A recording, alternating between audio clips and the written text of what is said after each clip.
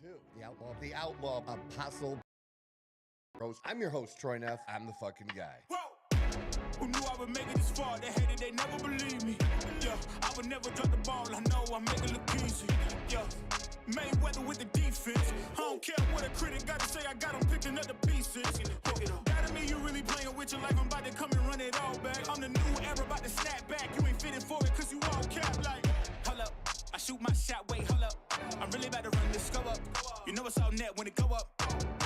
Ain't got no other plans. You don't need. And here we go. This is the Outlaw Apostle Podcast. I'm your host, Troy Neff. I'm the fucking guy, and the other fucking guy in the room with me, ready to take on the week, is Leo. Leo, how are you, my friend? I'm doing pretty good. You doing man. all right? Doing all right. It's a pretty good start to the weekend. So we were glad to do a little less this weekend. Okay. After all the traveling, That's say. fair. That is we fair. didn't do nothing. We went and had we got to move Ocean 44 higher up on our list of restaurants in Scottsdale. They were so on fucking point on Friday night. Like, just the steak was just perfect and seasoned and taste, and just they were so fucking good. Now it's a Mastro's Brothers restaurant, so you expect it to be very good, but dang, they were good. Like, I think we've been there a couple times before, but it's not been a regular stop like some of the other ones are for us. Yeah, that's gonna change. Watch the last episode of Landman.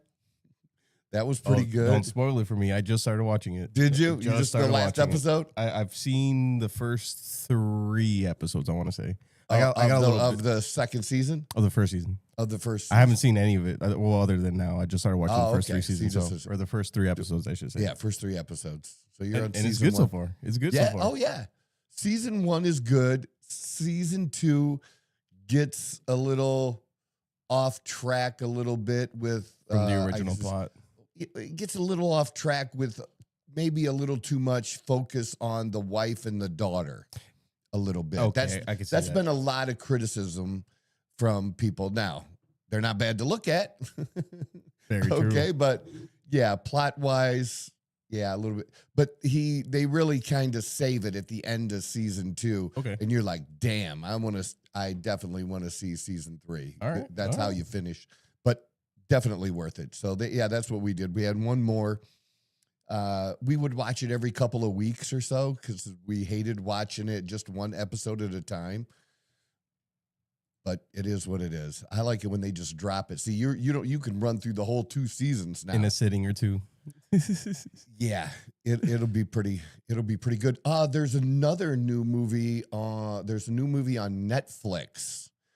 Matt Damon and Ben Affleck. It's called The Rip. I recommend that too. Rip. The Rip. Regardless of politics or anything, just you want a decent movie to enjoy, The Rip. Okay. I highly recommend The Rip. Crime/thriller. Yeah, they did a very good job with this. Very good job. Good. Somebody wants a recommendation there. I got you a recommendation. That it's worth your time if you enjoy some movies. What's not enjoyable is just the constant onslaught of just crazy, just absolute crazy coming out of Minneapolis, and it just doesn't stop. So many different takes on this and so many different ideas. And here's what I try to boil it down to. At least for me, what I boil this down to is the number one thing that, Trump came in to office with a mandate. He came in winning the popular vote and the electoral vote, which they absolutely were not expecting. And he went to work fast, like super fast. And they were stunned. Really didn't know how to act. And I think that also bears out in the things that you and I talked about, Leo, when I mentioned that I thought that there would be riots, especially early on, and they didn't happen. But I still said they would eventually happen. I just think they were just stunned and just didn't know where to begin or react. And it took them a minute because much of their stuff is organized. It's organized now and focused.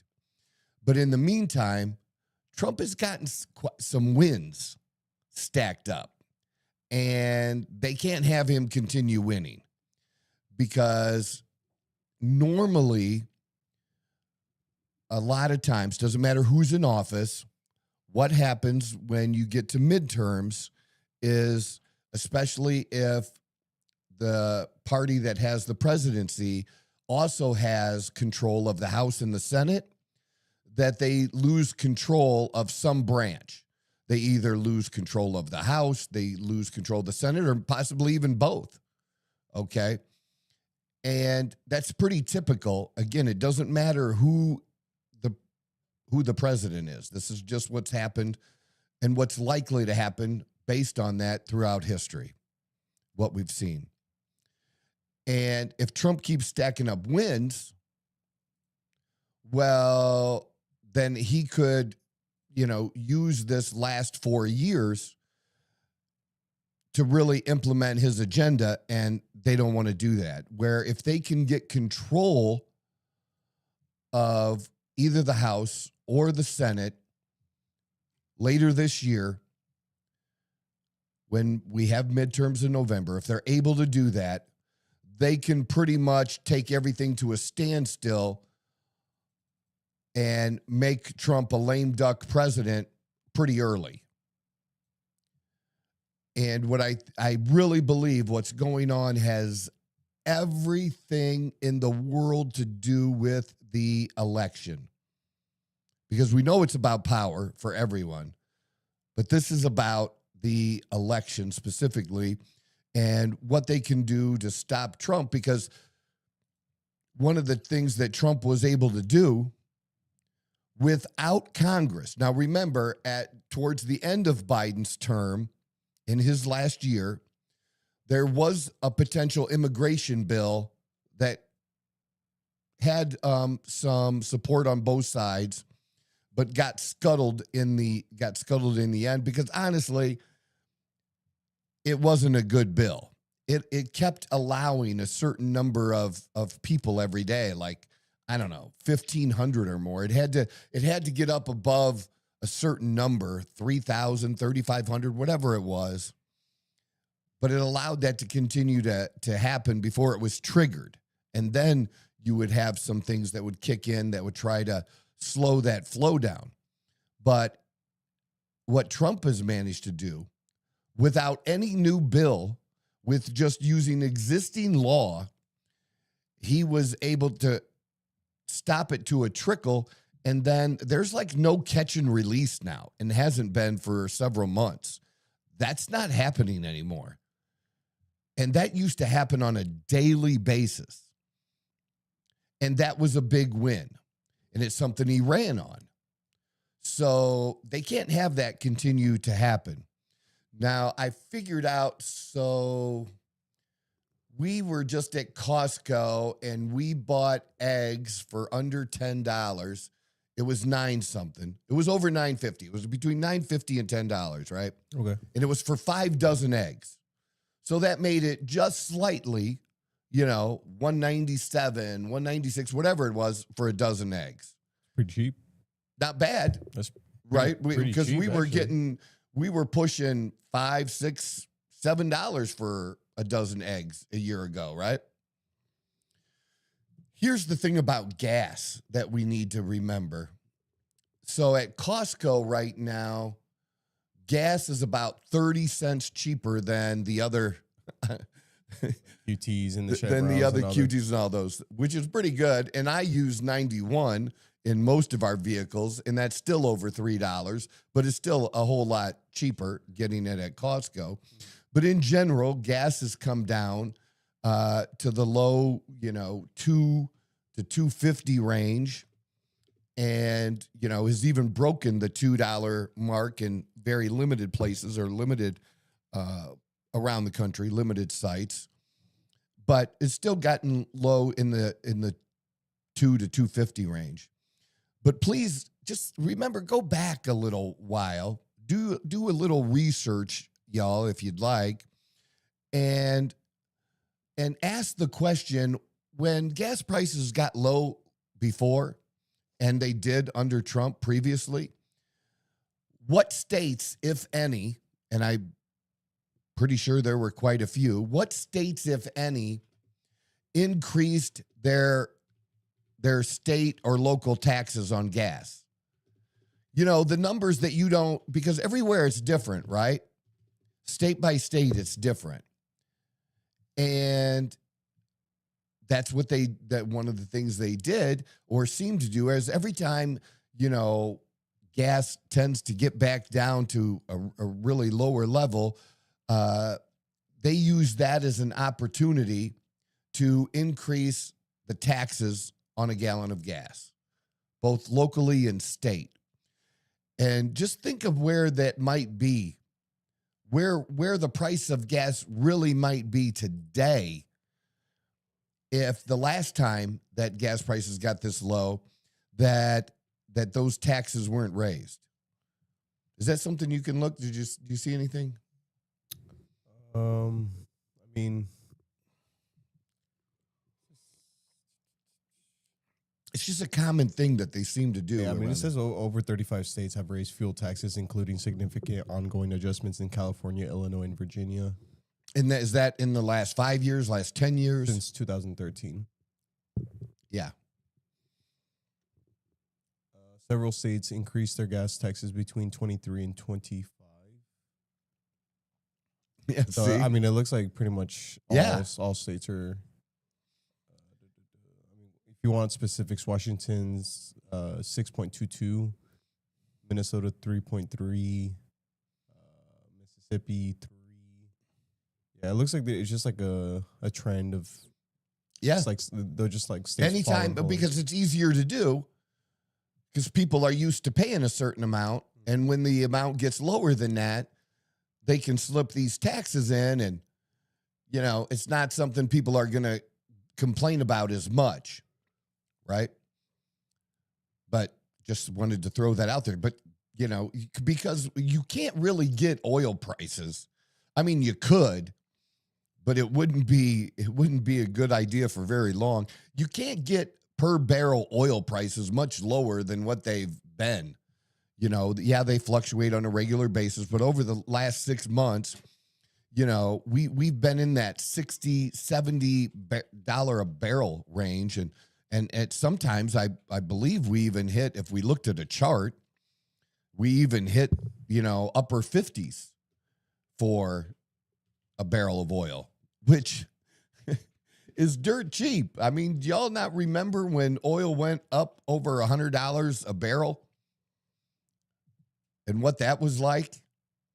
And you remember that Trump had, when oil was really cheap, Trump filled up the oil reserves that the United States keeps, bought oil really cheap, and then Biden used it. And it didn't really lower oil prices or gas prices for the average consumer. Yeah, great chart. That's excellent. Nice work. But look at how low it's getting in there. Look at how, you know, you're looking at the low 70s. But much of the time, I would say it looks like at least maybe a third of the time, it had been in the 60s. And maybe not quite a third, maybe 25% of the time, but certainly a decent amount of time, it's even been under 60. That's I mean, what the fuck you expect these people to do better than this? And natural gas too. I think Trump just did something related to natural gas. It just passed in the House, I believe, last week, where they're going to, it was related to LNG terminals. So that's liquefied natural gas. And we were putting a stop.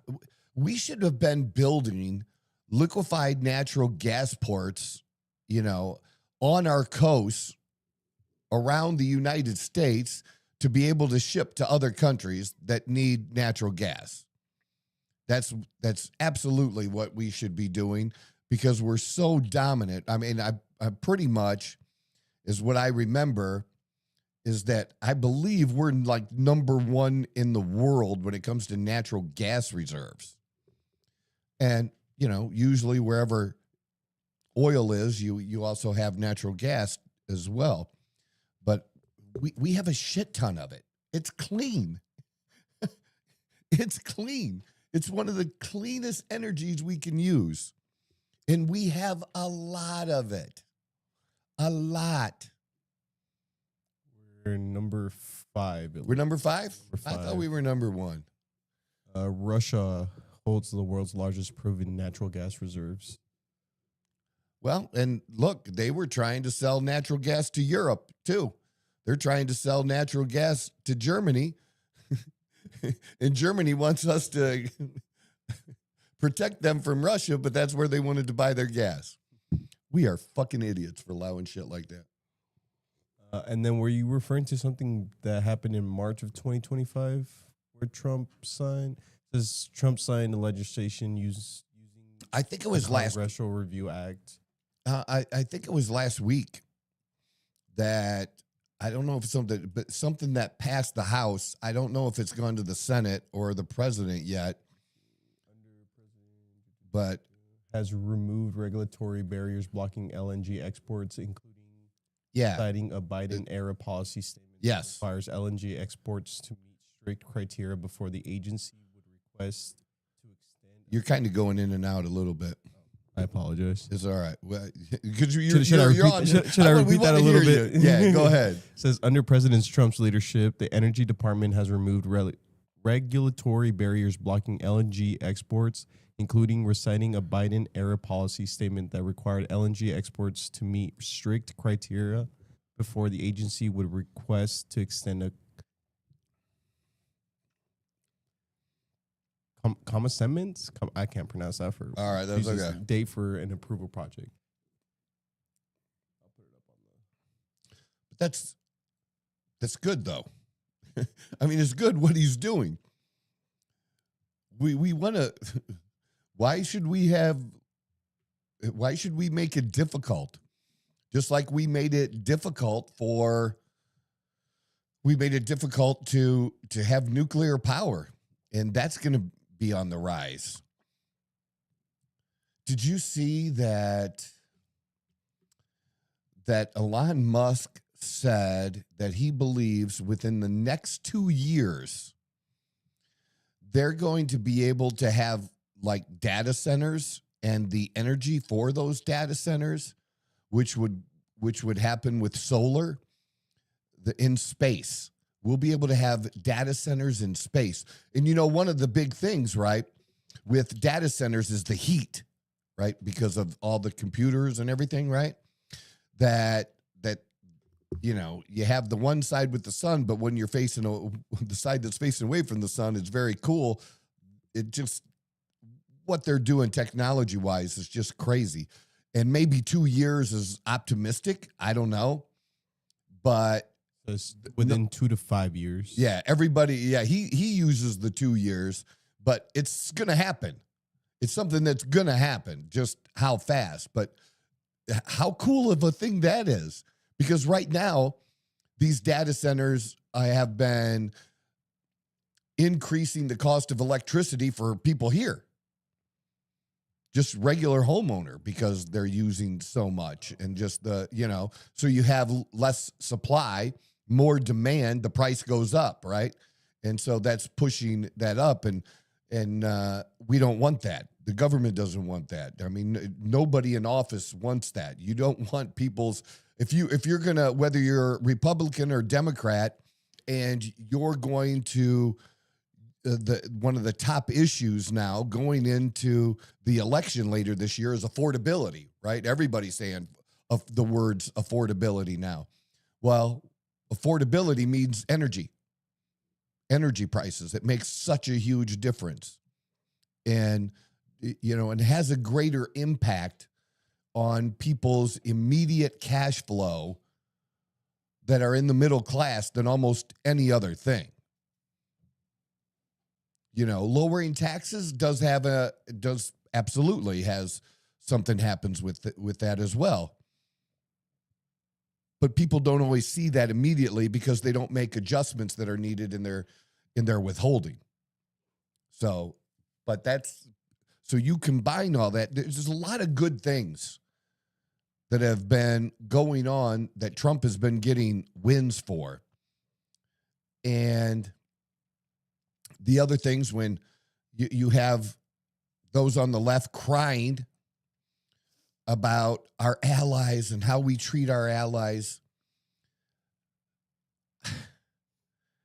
they're always defending the other side and never the United States. How about the fact that we've subsidized them, we've taken care of them? It's almost like, I would use this as a comparison. It's almost like a parent that has an adult child at home and they're 26, 27 years old and they can't get them to leave. I mean, what is their incentive to leave? There is none. I mean, when you're paying no rent or rent that is, let's say, 1/5 to maybe even 1/8 of what rent would really cost, or even, less than, obviously it's less than even if they got some roommates and moved out themselves, that would still be more than what they're paying their parents. I mean, nobody who lives at home and is paying their parents rent is paying market rate. Parents don't do that to their kids, right? And then you throw on top of that, they're still probably fucking feeding you, right? And laundry. And laundry, and yeah, the whole 9 yards. Absolutely. That's exactly what fucking happens. And that's what's happened with Europe. We've taken care of Europe because we've taken care of their security for literally decades now. Decades. And Trump is putting an end to it. And it's not about not disrespecting our allies. It's not about that at all. It's about saying the free ride is over. We have done more than we should have done. And the past is the past. What we did, but we're not going to continue to do it anymore. And you need to figure some shit out. Is basically, now, is some people that are our allies are, act like adults and they say, understand and like, yeah, that's right. We do need to do that. We do need to have that control. Because when you're 27 and you're living with your parents, you're an adult and you want that freedom of being an adult, but you're not acting like an adult. You're living under their house. There are still their rules. When you're living by yourself, maybe, or maybe not with a roommate, but when you're living by yourself and you decide to come in at 2 or 3 o'clock in the morning, or you decide to bring a group of people over to your house late at night, you can do whatever the fuck you want. But you don't really have that right to disrupt everybody else in the house if it's not your house. It's just not a thing. And I think it's a really great example of just a way to kind of look at this in a more simple way. It's just Europe needs to step up and take care of their own. That doesn't mean we don't help each other or, have each other's back, but you got to start taking care of yourself now. And Trump is winning on that. He's winning on that big. And they can't have him continue to get all these wins. Now, are there things that I don't like. You know what's number one on my list. But it's number one on my list, and it's legit because I've always been about this. If you go back to, even you could go back prior to my podcast, but going back to when we started doing the podcast, I wanted the Epstein files then. I've always wanted the Epstein files. And I want to know what's happened. I honestly, I don't know what's happened. I thought that there was a law that was passed or that Congress passed a law and the president signed it. And within, 2 weeks, stuff was supposed to be released. And we did get a little more stuff. And now it seems like the last, 3-4 weeks, whatever it's been, we haven't gotten that shit anymore. I still want it. And I don't think he's protecting himself. But I think there are people being protected. That's just speculation. That's allegedly. Allegedly, people are being protected. So it's not perfect, but it's done a lot and done a lot very, very quickly, and they were not ready for it. But here recently, especially with the discovery of this fraud, it's taken it one step further because there was definitely fraud that was revealed when Elon Musk got involved and was heading up Doge. There was definitely fraud that was revealed. And now there's been fraud that's been talked about. Like Nick Shirley, I think they say it wrong. They say, Nick Shirley uncovered this fraud in Minnesota. No, he didn't. That fraud in Minnesota had been exposed for several years. What Nick Shirley did was expose it to a wider audience. Where if you didn't live in Minnesota, you probably didn't know what was going on with the fraud in Minnesota. Because you're not watching local Minnesota fucking news, right? But what he did is he put it out to a wider audience who's tired of the fraud. They're tired of people getting shit for free, and it's not them. There's a group of people out there, it's not that they want free stuff, but the fact is, if you're giving out free stuff and you're giving out free stuff to people that aren't Americans, and you're giving out free stuff to, different groups just because they're a particular group, you're like, well, where the fuck is mine then? Where do I get in line? I want my free stuff. That's hard to argue with. What do you say? Yeah, look, I'm not for anyone getting free stuff in that way. Other than people that are truly in need and that need hand up. I believe in hands up, not handouts, because the handout can't last forever. When the handout lasts forever, you're keeping that person enslaved to the system. We don't want people enslaved to the system. We want you to prosper. This is a great country with great opportunity. We want you to participate in that as well.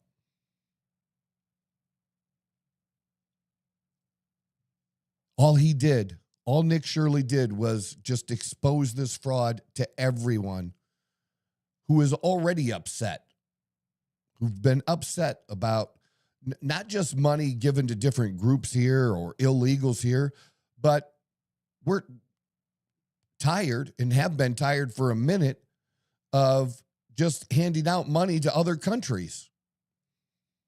People were getting mad about us doing a currency swap, which wasn't giving somebody free money, but they didn't understand it, but people were upset about it because we were doing that for someone else. What about our people? What about our states? Where's our free health care? Why don't we have the free health care that Canada or Europe has? It's real simple because our money is going to the war machine. Theirs isn't, or certainly not on a percentage basis that's even close to what we do. And we're the only ones that can do that. And there's a whole lot of people, too, that we went through a whole apology tour with Obama, if you remember, that there are people that don't think the United States should be the big kid on the block, should be a world leader. And I don't really trust anybody else to do it. I'm not saying we're the best at it or well, I won't say we are the best at it. It all sucks. How about that? It all sucks, but we suck less when we do it. We're not doing what the things that China is doing to keep people down, to, use people as slave labor like they still do. We don't do those types of things. I'm okay. America's place should be as the leader of the world.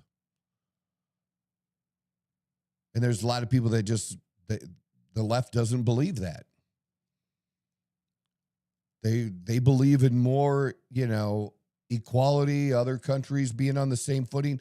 They don't have the ability to do the things that we can do. They don't have the ability to help people that we can help. They don't have the ability to defend people the way that we can. They literally do not have the capacity to even do it. So to give them too much power when they can't exercise it would be stupid. And what Trump has done is flexed again. And some people get jealous when other people flex. It's a thing. It happens. But again, I'm okay with it. So what's going on, and where I was taking this was a little bit differently than the other things you've been hearing elsewhere, because everybody else is focusing exactly on what's going on in Minnesota. One of the things I mentioned last week was the forest for the trees. People can't see the forest, big picture, because they're focused on the minutia, the trees. Just looking at one tree, not seeing the bigger picture. That's what's going on in Minnesota right now. They got you focused on these protests and these protesters, taking your eyes off of the bigger picture of what's going on. And everybody's debating videos of a man who was killed that took a gun to a protest. And I have some things to say about that too, because what he did, how he acted was stupid, but his actions of taking a loaded weapon and extra magazines to a protest was absolutely legal. Absolutely legal. And you can't be a Second Amendment person and say anything otherwise to that. Otherwise, you're a hypocrite. The hypocrites are actually people like the Minnesota, and we have this there, the Daily Caller, the Minnesota Attorney General, who not too long ago, I believe it was in 24, that he had joined other states' attorney generals to fight for the right of states to decide on their own. Here, let me read that a little bit for everybody. Keith Eliason, Attorney General of Minnesota, previously argued that Americans have no Second Amendment right to carry firearms at political protest. And that's not exactly true, that this article. It's kind of stretching things a little bit. What he actually was arguing is the fact that states should be allowed to decide. And he joined 16 other attorney generals from Democrat states in a brief to the Ninth Circuit Court of Appeals, again, 2 years ago, January of 24. The coalition argued states can ban firearms at political rallies and protests because such events attract violence. Well, so on the one hand, you don't want people to have guns there, but when people do have guns there, you want to defend them because it's your side. That's exactly what he's done, and why this guy is one of the worst attorney generals in the country, one of the worst state AGs in the country. The group also contended that guns at demonstration could intimidate people and discourage them from speaking freely. Now, I think that's more the open carry type stuff. What this guy had was a concealed carry permit. And but the one thing, if I'm wrong about this, please, someone correct me in the chat, drop it down. I should have called my friend Todd, had him on. He's really good at these kinds of laws and rules when it comes to concealed carry.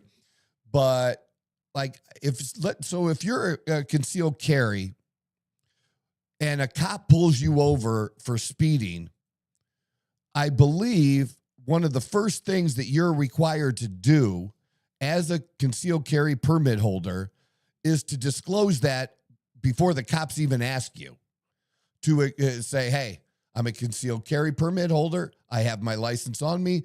My gun is wherever it is in the car. And the cop will be like, okay, put your hands on the wheel so that I can see them and hand me your license and your concealed carry permit. When you're up front, there's nothing, you just have to comply. Nothing bad is going to happen to you. Well, it's possible. It's possible, but it's more possible if you keep it a secret and don't tell them and they discover it later. Then they want to know why you did tell them, and you're also violating the law.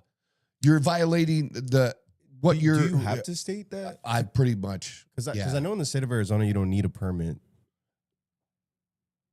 You don't, but that's open carry. No, I believe, is it open carry or concealed carry? They're two different things. Yeah, pull that up. That's good. I'm pretty sure in the state of Arizona you can conceal carry without a permit. You can conceal carry in Arizona without a permit if you are 21 years or older and legally allowed to possess a firearm. Okay, that's fine. What about if you have an interaction with law enforcement? What do you have to do? Because in Ohio, that wasn't the law in Ohio.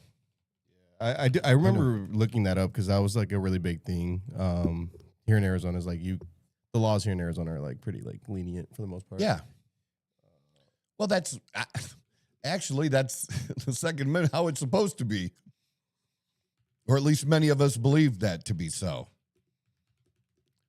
But yeah. But in Minnesota, they had to have a permit, and he did.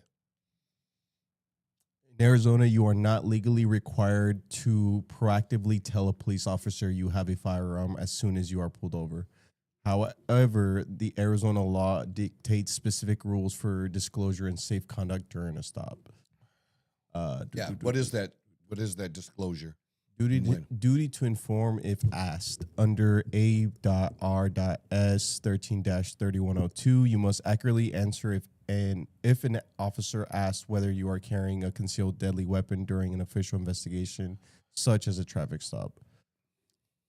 So legally you don't have to, but you don't have to volunteer it. But if they were to ask you, you have to answer. And if I'm a cop, what am I doing on every stop? Yeah.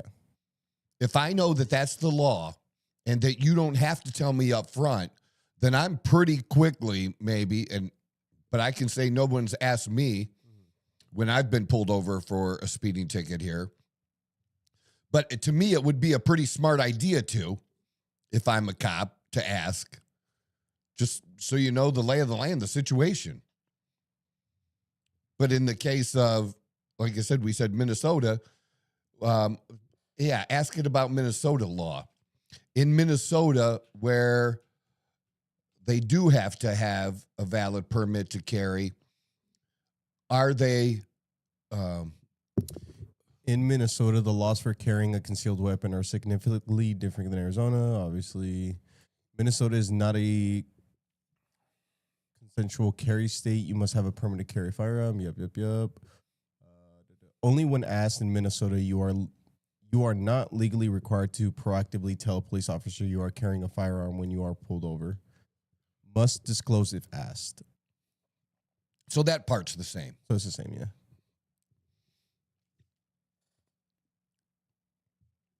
So again, my whole point is real simply that just because you're going to a protest doesn't mean that that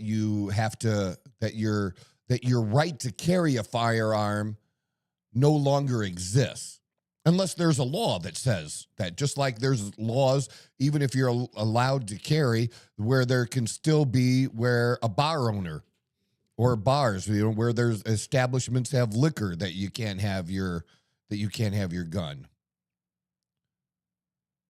So that's. So, but you can it is, you say it is legal to do so though, right? To what? To conceal carry at a, like does it change like if you go to a protest or things like? Well, but if a private business says you can't have a gun. No, but like in the protests, I mean they're in public. Yeah, they can. So it's like whatever. Yeah, absolutely. I'm not saying it's smart. Yeah, that's a completely different thing, and especially if you are expecting, like these people have been told, Leo. These people have been told to get in the face of law enforcement, to physically interact with law enforcement, and stop these. We've watched the videos of them. We've watched the videos of people trying to get in between the people they're trying to apprehend and the officer. And then you have many of these people who have also been, I think it was the lieutenant governor of Minnesota. What a fucking moron that bitch is. Basically saying that ICE is not real law enforcement. They're technically not though, right? No, they are. Like but they don't have like the same like it's not that power over it though, right? Here's the thing. It's the job they do is different, but they're still law enforcement. But yes and no, right? No, look it like up. Under look technicalities. No, like normally your local police aren't going to act as immigration. And normally, immigration officers are not going to be doing other basic type of cop work. Yeah, but I'm pretty sure it's like they have a lot of differences and like the legality of what they can and can do. I could be wrong, but in what way? What are you trying to frame it as? Well, I'm looking it up right now. I can let you know. I remember reading something where like legally they don't have a lot of the same power as cops do. So that's why like a lot of the stuff that they're doing is technically what do they say? Not unconstitutional or whatever they fucking say about it. They're trying to say that, but it's not the case. They are carrying out legal orders. So they operate under different jurisdictions and laws. Arrest power. Both can arrest individuals for crimes with their scope. ICE focuses on immigrations. Yeah.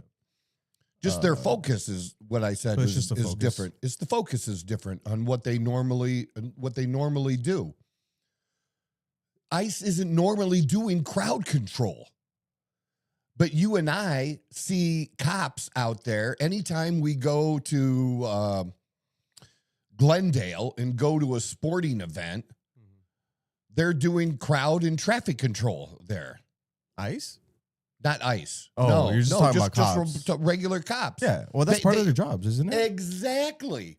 But because they're not helping, which they should be, it's not that they would see. they're trying to frame it as we don't want to help ICE. So we're not going to let our cops do the job they normally would do, which is provide crowd control. They normally would work together, where the cops aren't going to participate in the arrest of the illegal that they're trying to take. But if they're going into a neighborhood, what normally should happen, and what does happen in a lot of areas, we just don't hear about it because there's not protests going on there, is what they do a lot of times is they'll contact them. I'm going into this area, and cops will show up and like seal off that area. Maybe they'll block the street for a little while so that they can go into a Pacific house, apartment, whatever, arrest somebody and leave. But make it so people can't enter in there and interfere with the action. And then everybody's safe. The protesters are safe.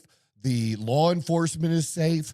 But they're not, these mayors and governors are not allowing their local law enforcement to help out in that way, to do the job that they're really supposed to do, which is also protecting the citizens of that community. And when you can keep those two groups separate, when you can keep the officers separate from the crowd, less bad things are going to happen. You could still come there and protest, but you're going to have to do it. You can't get in their face and protest. You're going to have to do it at the corner. Just like yesterday, Dawn and I went to the Scottsdale Fashion Mall. Okay. And the whole corner was taken over. Oh, protesting? Uh-huh. Oh, really? Well, uh-huh. Yeah. I would say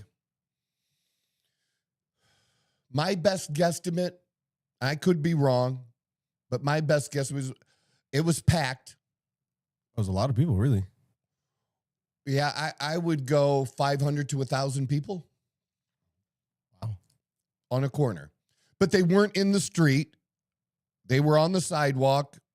They were protesting properly, quote unquote. As far as I know, from what little I saw.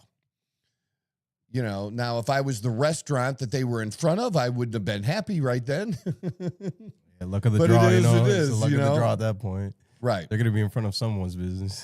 They didn't. What was crazy is we went shopping for a couple hours, and when we left, they were still there. They were gone, man. There wasn't 10 hanging around. I was like, well, that was over quick. But I don't know what they thought they were accomplishing, but hey, if that's how you want to spend your Sunday, you don't want to watch football, you don't want to go shopping, do your thing, man. And I got life that I just do not have time for that shit in my life. I don't have time to counter protest that. Because I know, you know what? I know myself. So I try to, one of the things that I do as an adult now, Leo, and I didn't always do it as an adult, is sometimes I try to take myself out of a situation where I know that if I stay in that situation, it could escalate, and I know what I'm going to do because I know what I'm capable of. So instead of allowing that, I just remove myself because if I stay in it, I'm going to... Something's going to come up. Something's going to happen.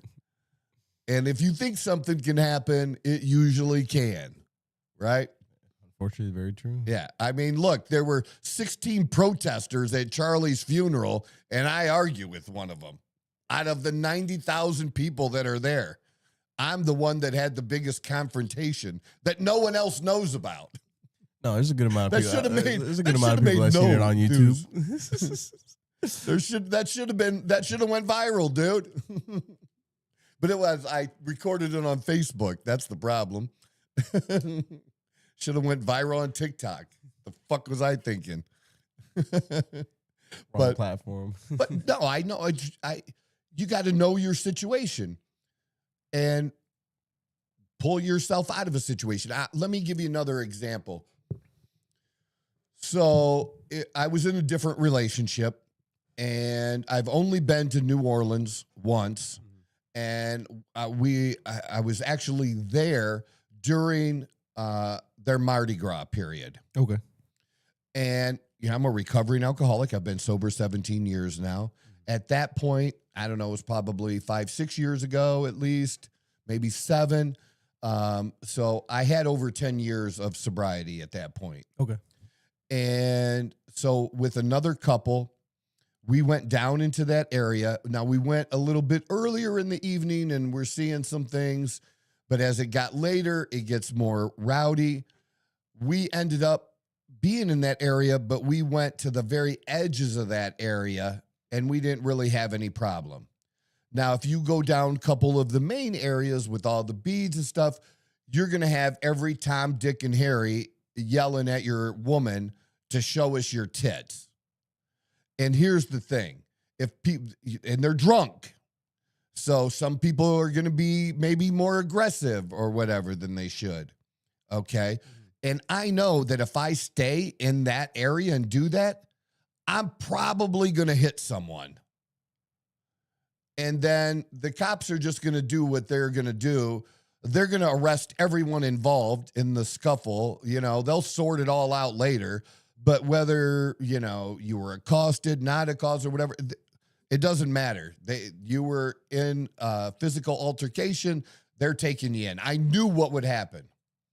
And because I know me and what I would tolerate, and I wouldn't tolerate that shit. So guess what I didn't do? We didn't go in that specific area because it just was dumb. Why am I going to put myself in that area and tempt myself to not knock somebody the fuck out? Like, that's just not going to happen. I'm just not.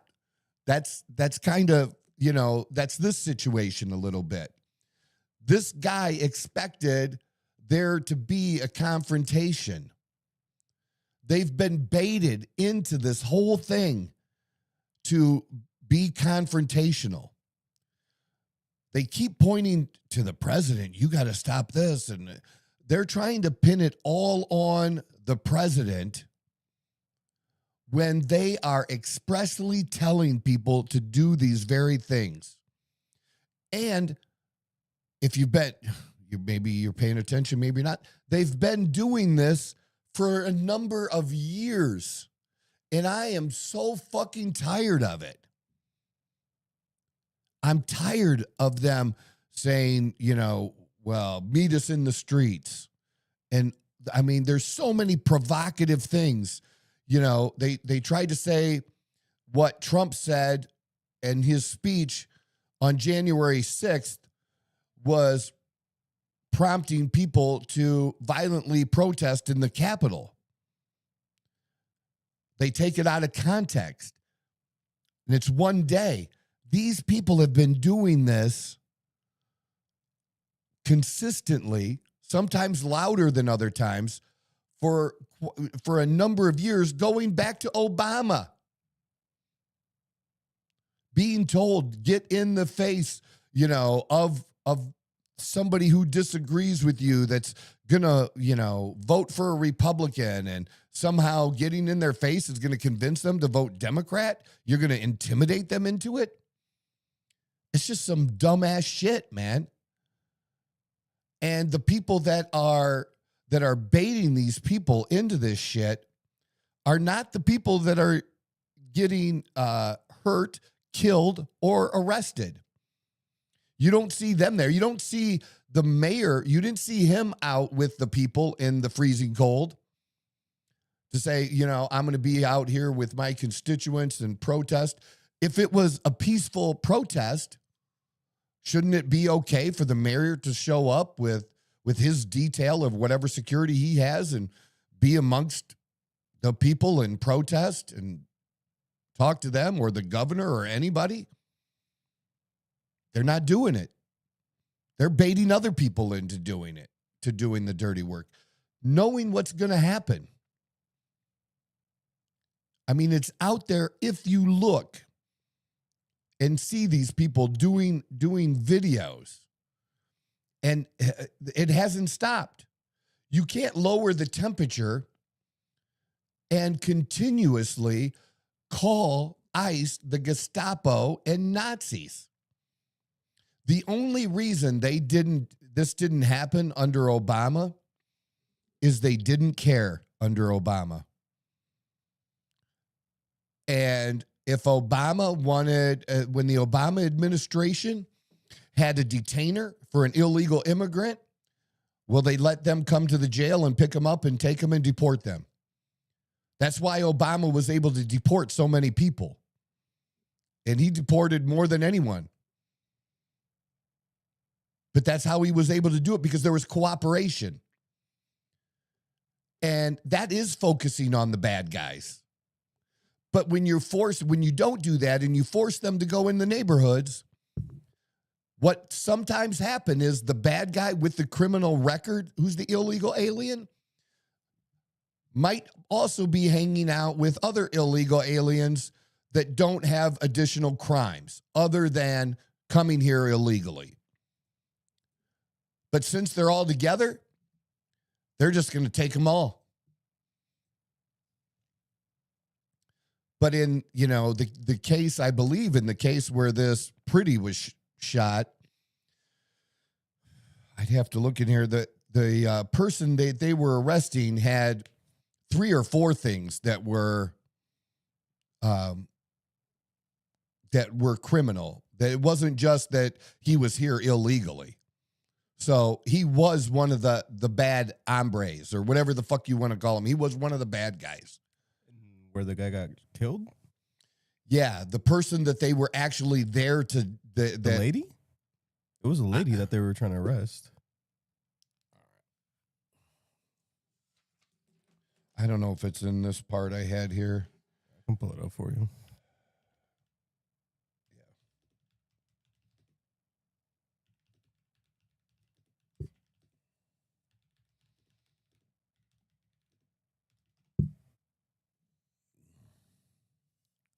Oh, it was Arizona's Attorney General, when I mentioned earlier, Chris Mays, who said ICE officers are not real law enforcement. And they've also tried to say that, you could, that the stand your ground laws, that's like when they're coming in, it's a totally different thing. But they're trying to give these people the idea that they can interfere with law enforcement and it's going to be okay. And it's not.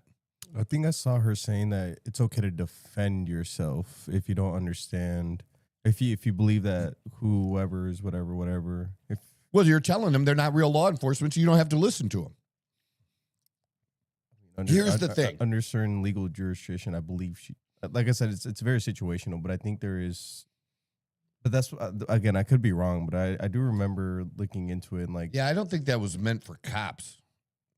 No, I think law enforcement. They were talking specifically about ICE. Yeah, but they're just the legality behind what they are and aren't allowed to do. What do you got? I had so many things. I just didn't have them organized.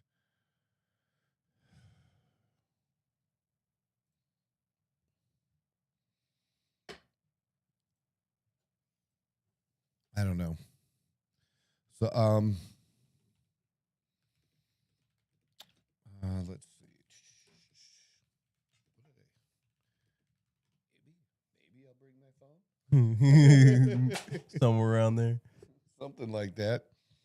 So from what I have here, 37-year-old Alex Spreti was protecting an unidentified woman who was participating in a protest against federal immigration operations. She was interfering too, but that wasn't who they were originally after. That's my point. Gotcha. So,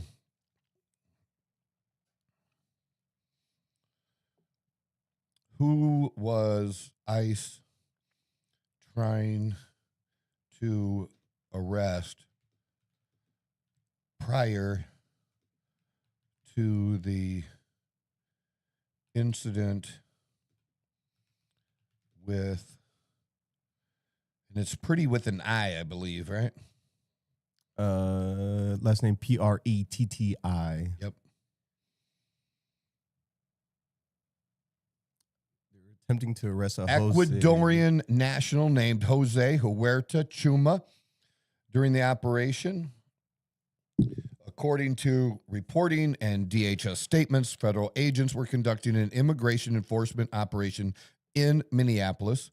They had detained Huerta Chuma, an Ecuadorian national, in the U.S. illegally for a traffic-related issue without a license with prior minor charges. So they arrested that guy.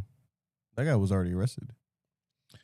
Pretty was among the people who moved into the confrontation. What he was doing, intervening, recording, helping others is heavily disputed depending on the source.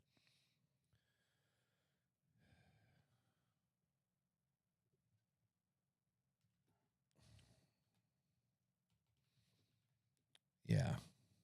We'll pull up some more here.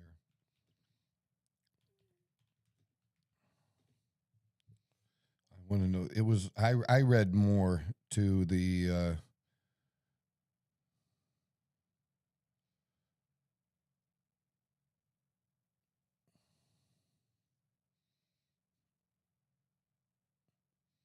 It's roughly 30 seconds before the shooting, federal agents began pushing bystanders. One agent shoved a woman to the ground. Here's why. The crowd. Yeah, here's why. Some reports say protesters were aggressive, pushing agents and trying to pull Huerta Chuma away. And we've seen that prior. We've seen that before. This is the stuff that was going on before. Is there prior to this? But we've seen that before where people were getting arrested, and we've seen people try to interfere with that arrest or get those people released, which is not going to happen.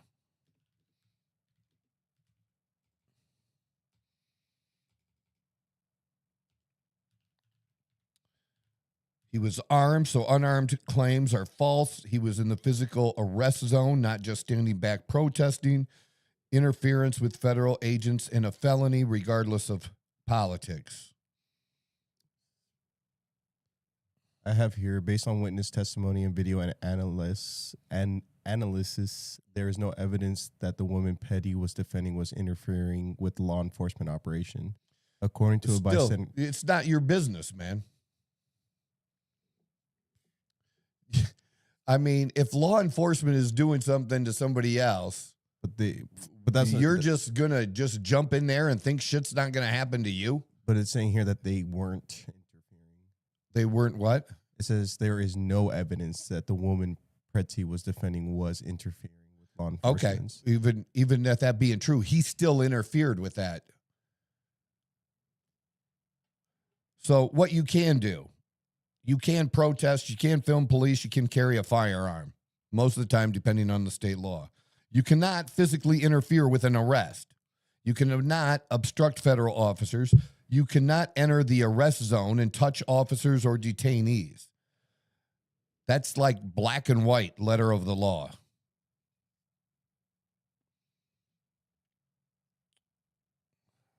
So that's I wanted here. Give me more on the person they were trying to arrest in his record.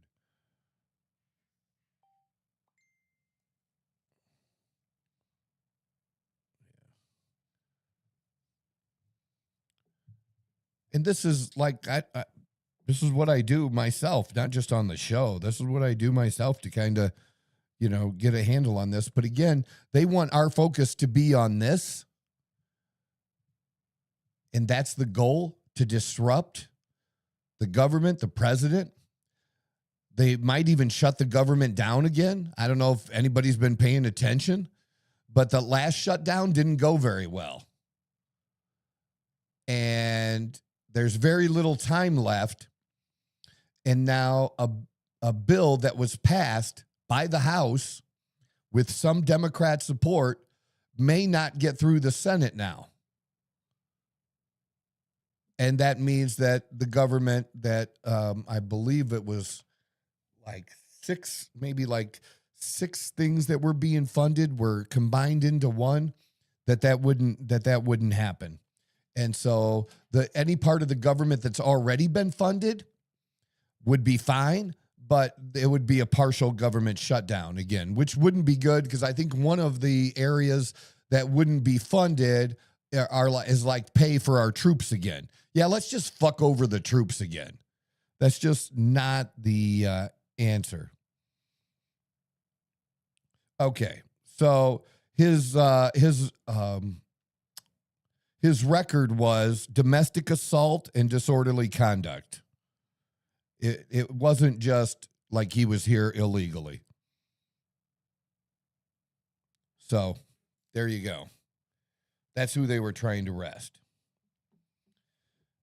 And this is not about guns, as I was trying to mention earlier, being illegal at protest, because it's not. You can protest. You can carry a gun. That's just the Constitution. And you either believe in the Constitution or you don't. And if you don't have your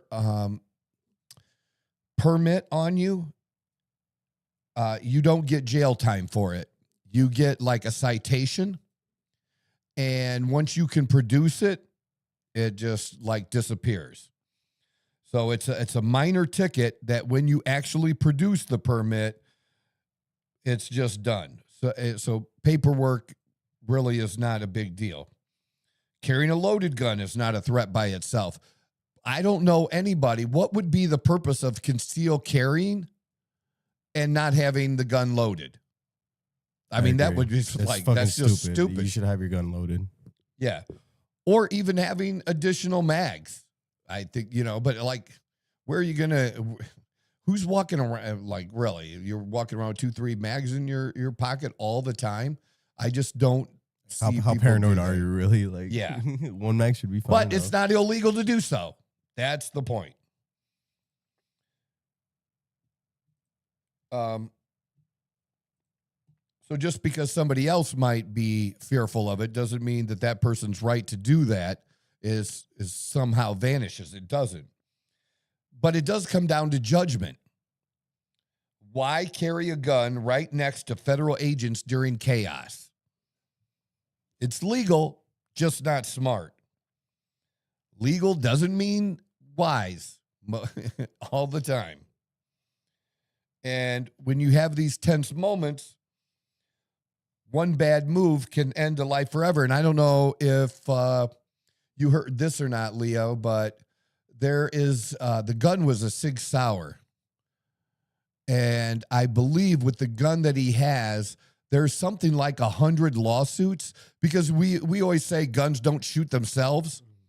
Well, this is a gun that has, like, if you drop your gun on the ground, it's just movies or dumb shit. But if you drop your gun on the ground, it should not fire.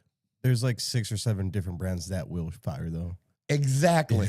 Exactly. And the Sig Sauer is one, but that's not supposed to be that thing. And those companies are being sued for that. So this, as I understand it, this was one of those. And that is a question that we don't have an answer to yet. Did they disarm him? But in the process of disarming him, though, a shot fired from his gun too. Well, they took the gun off of him. There's but video. Everybody didn't see that, and they don't know this. But I can show it to you. I've seen it. I'm saying in the moment, everybody didn't know that gun, because you had multiple officers, agents around him. A lot of them. Right, but they all didn't know that the threat of the gun had been removed. They say it out loud in the video. Like they're like conversating, and the guy walks away. Yes, but then there's a shot, and then from his gun. I'm just saying, there's a shot from that gun. I don't have very nice things to say about that situation. I'm not gonna lie to you. There a lot of that situation was not handled. The number one thing is just being there like that in the first place. You you don't have a right to do that. But he legally has the right to be there. That's the first thing you said. Like whether it's smart or not, that's a different thing. Yeah, but again, legally they're allowed to do so. But when you don't comply and you resist, again, you may not have you've one of the things let me just put myself out there. Yeah. You know I do. You know I put myself out there.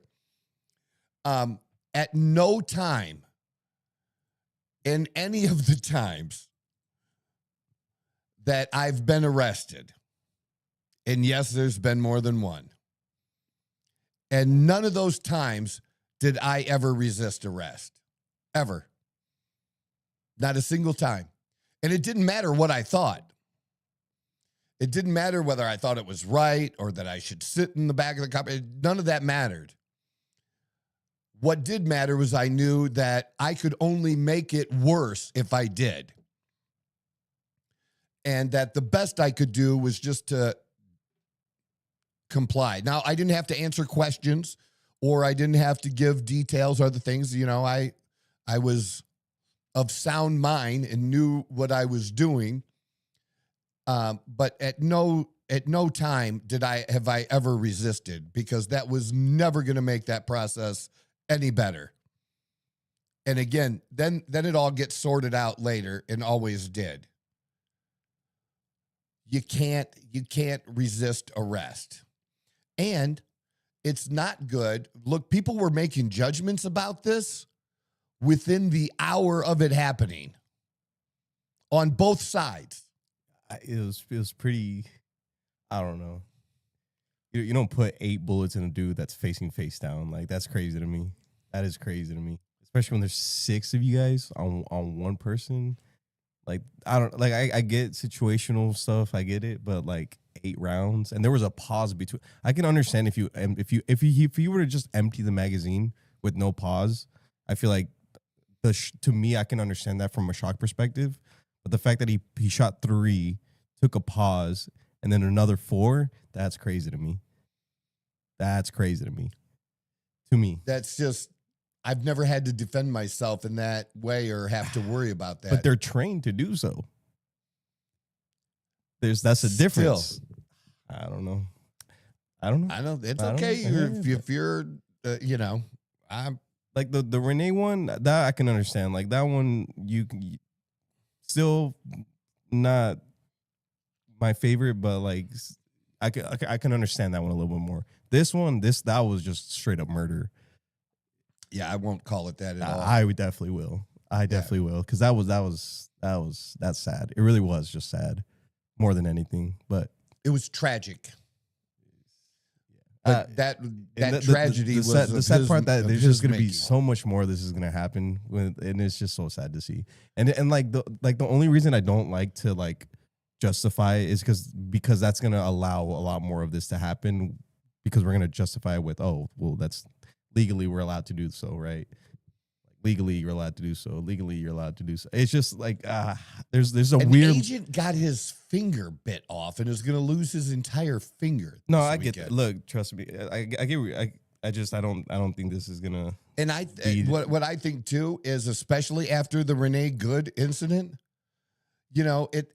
what is so tough in my mind is, on the one hand, you're thinking, that might make you pause. And that the last thing you want to do is be in that spot, making that decision and pulling that trigger. And then you just don't want to do that. You just don't want to be in that position.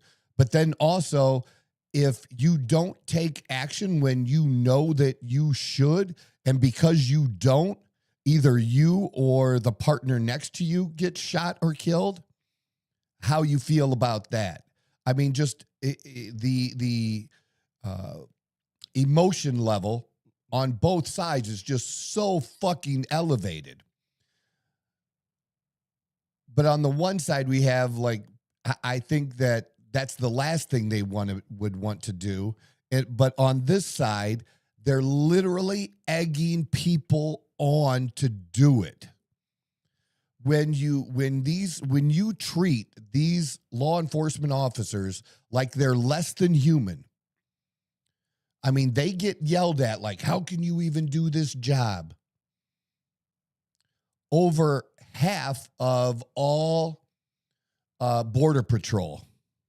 Over half. I looked it up. Just over 50%. Not a lot over, but just over 50% of all Border Patrol are of Hispanic descent. And part of the reason is where they recruit them from.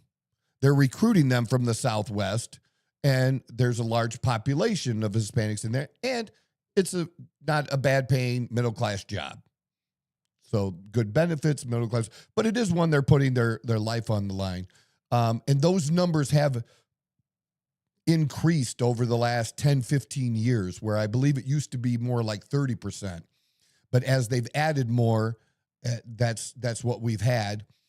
And I've heard some people incorrectly say about the ICE agents, they combine ICE and Border Patrol and say over 50%. That's not true. Separately, again, you have the Border Patrols over 50%, and then about 30% of ICE agents are of Hispanic descent. And I believe the general population is 18 or 19%. I could be wrong about that number. Yeah. It's much higher than that, I'll tell you what. Yeah, but the number of, just look up and see what it is, because I do know that the number percentage of agents that are is higher. Agents.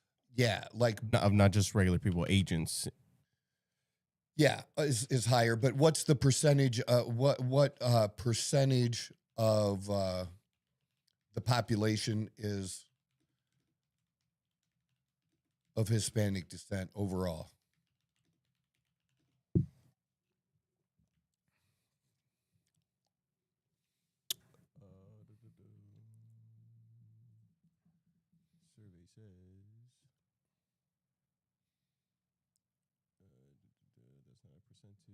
Total population in 2024 was 20%.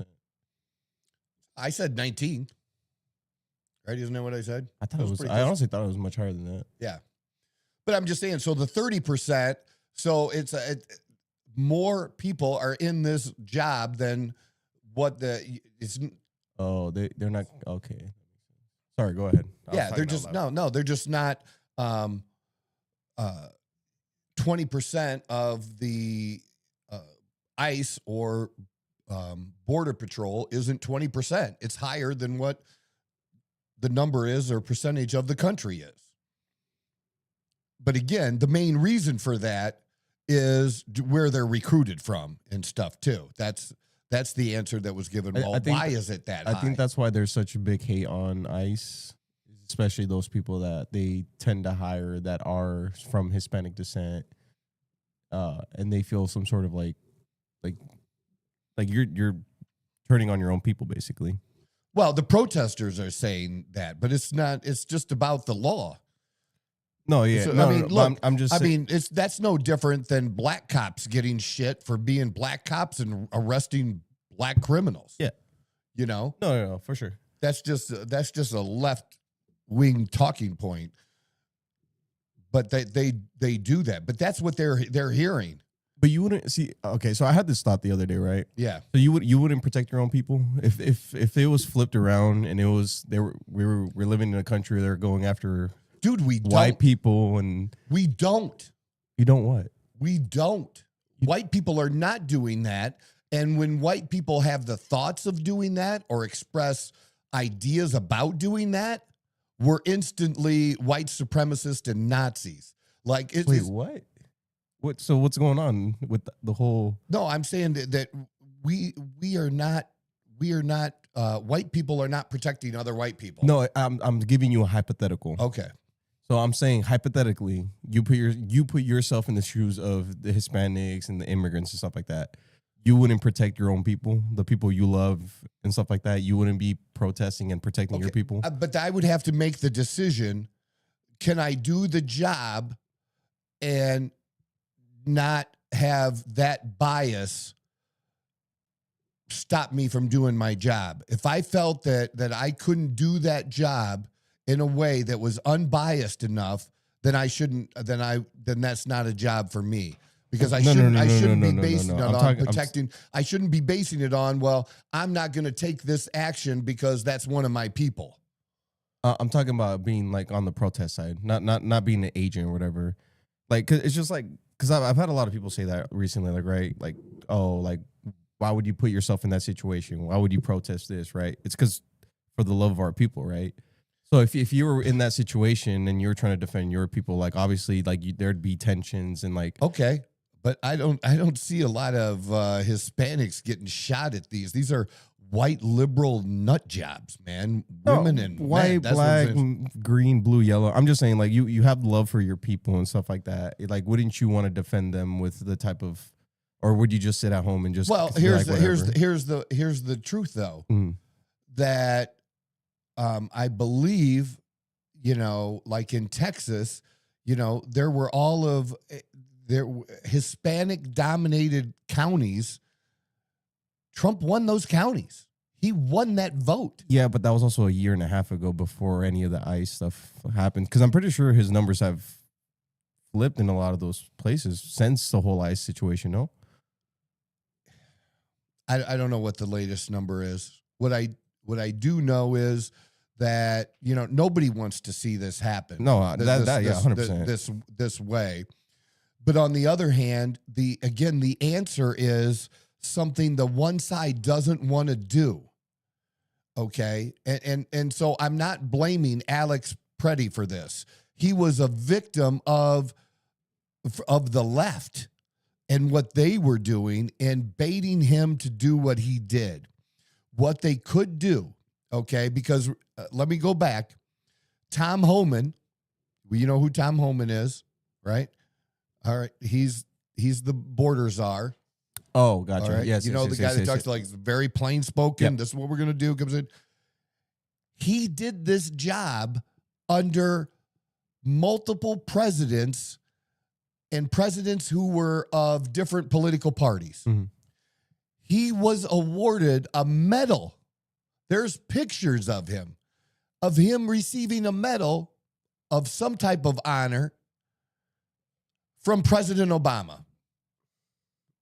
Totally receiving that medal. And it was in relationship to immigration. Mm-hmm. The difference is they cooperated then. And all I've heard from the beginning is him say repeatedly, very clearly, if anybody has been clear, he has been clear. We want you to cooperate. If you cooperate, I can send 2 or 3 guys to pick that criminal up. Again, not just your basic illegal alien. Yeah. The ones that are sitting in the jails because they committed another crime, right? I'll send you them to do that. But if you don't honor that, if you don't do that, which these sanctuary cities and these sanctuary states are not doing, we should be eliminated. That should not, it should not be constitutional for a city or a state to be a sanctuary city for any group of people of any kind. That should not be a thing. And you go in. Can I say something though? Please, of course. Because I know there was numbers that I was reading, and only about 27 to 28% of the people they've arrested had criminal records. I think it's a little bit higher than that. It might not be over half. So I'll even concede that with you. But again, here's the reason. Even in Minnesota right now, there was a substantial number of people that they have in their custody that they could turn over to ICE right now. Mm-hmm. So they could say, hey, we want to bring this down. We want to cooperate. If you pull back on these street arrests, we have some people in our jails right now that you can have and that have been through due process, or this will be part of their due process, and you can come and get them instead of releasing them onto the street, which is what they do. That would be one way that they could bring everything down and bring things a little bit better. But he has been very, very clear on this, Tom Homan has. And that is that if you make us go out into the public and we're going after this guy And if he's with, and when we get him, he's with 3 other guys in the truck. We're checking their immigration status too. And if they are not legal, they're gone too. But I'm saying it doesn't get to that. Or and it didn't say that we would never get to that. Trump just said we want to do the worst of the worst first. But when you don't cooperate with them and let them do their job, then they're going out and they have to bring more people to do that. They need 10, 15, 20 people to go to that neighborhood to get that one person they want to arrest versus taking the illegal in the jail. That's my, so I'm not. I just feel like there's a lot of stuff being done incorrectly. And I understand. Like, but what part? What's in? I mean, there's a lot of examples. But again, I get it. I understand that that's part of the U.S. and just it was going to be how shit works. But well, not just that. It was never going to be pretty. And it's just what you believe or don't believe. That's true. And you either believe that people should be able to come here to this country, as many that want to, and whether they're vetted or not, or you believe they should be vetted and come here, or you believe that, you know what, we need to kind of take a pause on the whole fucking thing for a minute. And I've kind of moved over into that camp. But why? Simply for assimilation purposes. And here, you can look this up. I think we did this before. Mm-hmm. What period of time did legal immigration come to almost a standstill in the U.S.? What period of time did legal immigration almost come to a standstill in the U.S.? In 1924 to 1965. Think about that, dude. 40-some years out of the last 100. Yeah, but so much has changed since then. Well, why is that? A lot has changed since then. But what do you mean by that? So, of course, things have changed. But what does that have to do with that of us allowing or not allowing? Prior to that, we allowed a shit ton of people into the country. And what we did is we allowed them to assimilate, and we slowed down legal immigration for a minute. But that was because of the war, no?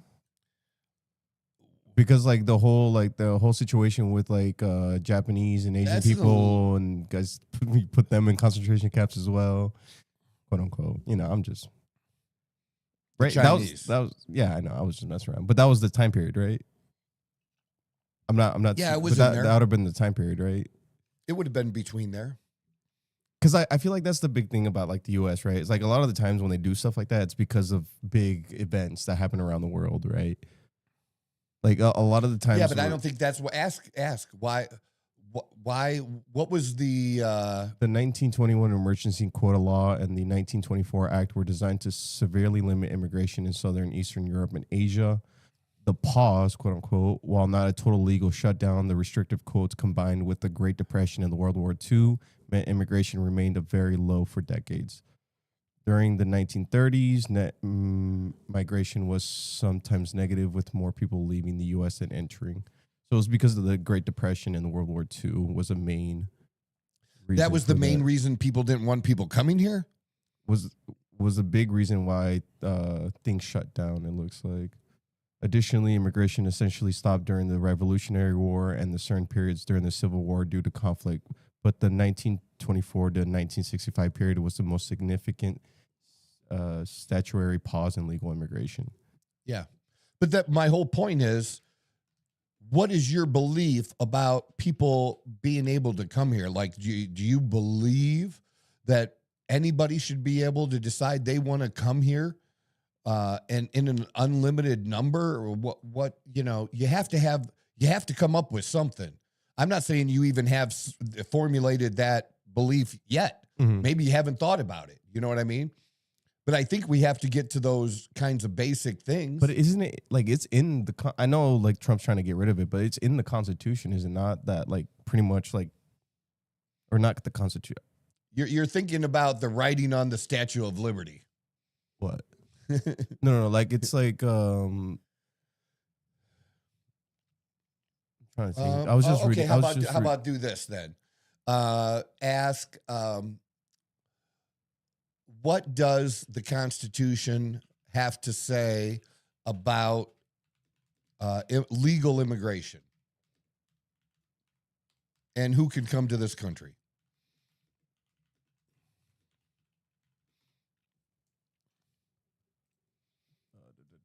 U.S. Constitution provides very few direct details on immigration policy, but it grants Congress authority to establish a uniform rule of naturalization, Article 1, Section 8, and provides due process protection, 5th and 14th Amendments, to all persons, regardless of status.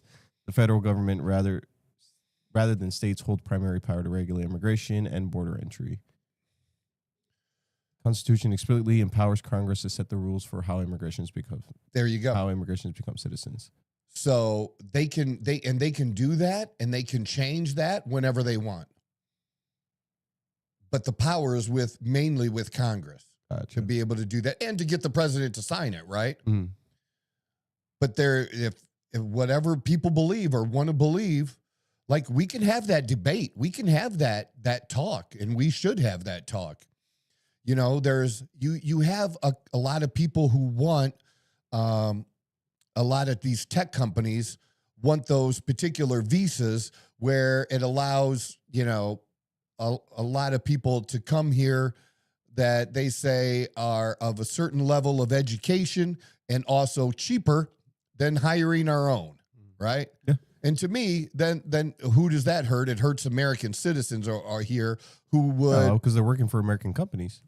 Yeah, but it hurts the citizen that would get that job who that if they weren't allowed to come here... No, I'm just saying if they weren't allowed to come here... The supply would be maybe a little less than the demand, which means the employer would have to pay more. Yeah. And they would have to pay the American $70,000, and they only have to pay this guy $50,000 if they let him come from another country and have that job. Yeah. I'm just saying that's exploiting labor. That's exploiting the labor of those people. They're not paying those people market value. Yeah, but when you take those 50,000 to that person is a lot more valuable than the 70 to the other. But our obligation isn't to other people of other countries. But our obligation is to people. You're making here. your own country better by using other people from different. Are you sure? I mean, that's the premise behind it, is it not? But what we're saying is a lot of the things we thought in relationship to that haven't worked out that way. But is that because of the immigrants, or is it because of the lifestyles of a lot of Americans? Why should we curtail we have a better lifestyle than anyone does of any country. Exactly.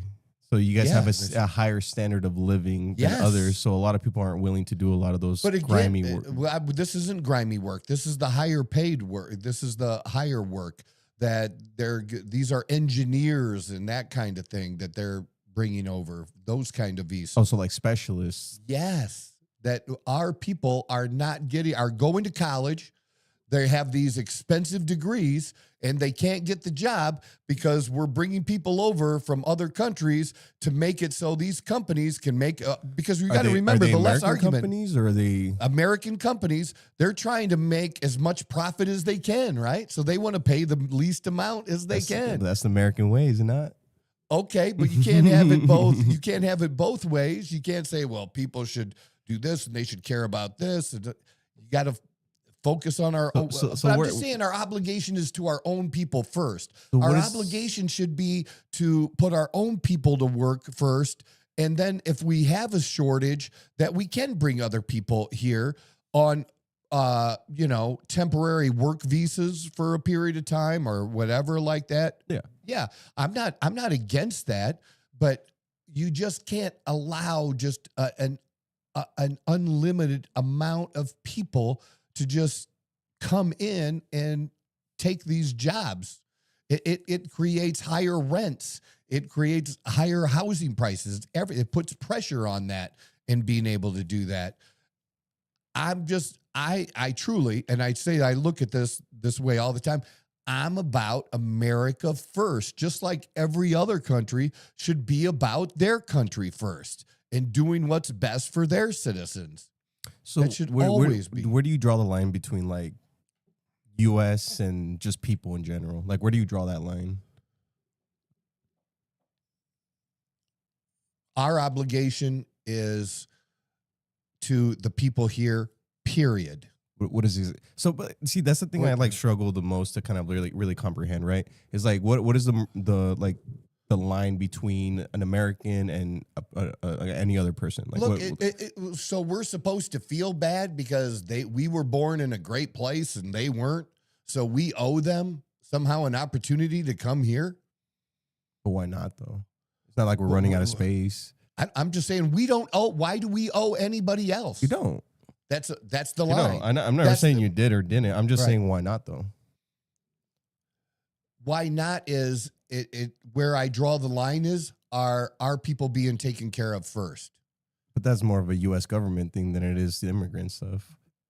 It's exactly the immigrant stuff because they're the ones in control of the immigration, legal or illegal.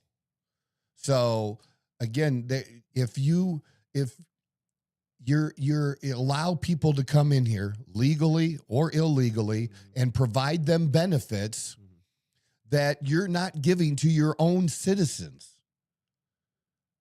The line is that take care of your own citizens, or at least have a majority of that done or taken control of before you bring in other people to do that. Why is that on the immigrants and not on the government, since the government's the ones But they don't have a right to come here. They only have a right to come here if we say they do. Yeah. And we have a right to say how many and when. Yeah, but aside from that, you're saying that the reason is because we're giving immigrants money. Well, the government's doing that. Not the immigrants, it's the government doing that. The U.S. government doing that. Why wouldn't they come if they're allowed to? I don't blame them for that. Yeah. But that's what I'm saying. Like, I feel like a lot of this blame gets pushed towards the immigrant side when it's our own government that's causing the issues. They did cause it. That's the whole point. That we dangled out benefits and sanctuary cities to get people to come here illegally. Now, what's not true is most of these illegals are not voting. That is not the case. Okay. Do they want them to be able to vote? Is there a party that wants them to vote at some point somewhere down the line? Yes. But what we did find out is in the census, it does matter because you're like, why is Biden sending these groups of people to different places around the country? And the whole reason was to increase the population in that area because when the census is done, they are counted in the census. And then that determines we have so many House seats. And Illinois 1 year might have, or for 10 years, but then might have 13 seats, and then they might lose reason one. Why we got the whole changing of borders or whatever happened earlier this year, right? That's exactly what led to the whole moving. So like different seats, like California did it, I think Texas did it, and like one other state on the East Coast where they changed. Yeah, but they're able to do that because of we've allowed so many people in it. Is that what gerrymandering? Gerrymandering thing. That was it. That's kind of a separate thing. This is just what are they not related? They eventually are related. So like where it starts out at first is just counting and how many seats does a particular state have. Yeah. And then when you construct the areas and what they look like, that's the gerrymandering part, to group them in there. But if you have a state that tends to be more blue or more red than the other one, but be more blue, and then you add more people in your total population, you're going to go from, 18 seats to 19 seats or 20 seats or whatever that are all or mostly like to be blue. That'll be determined by the gerrymandering. But if they can get additional seats in the blue states, that's good for them. And that's all by moving people in that direction. Should we be doing that? Should we be allowing people in for the purpose of voting in and giving power to one group of one political party or another? No, not either party. We shouldn't be doing that. You know, again, our first obligation is strictly to us. And then after that, based on our need, you know, we should be looking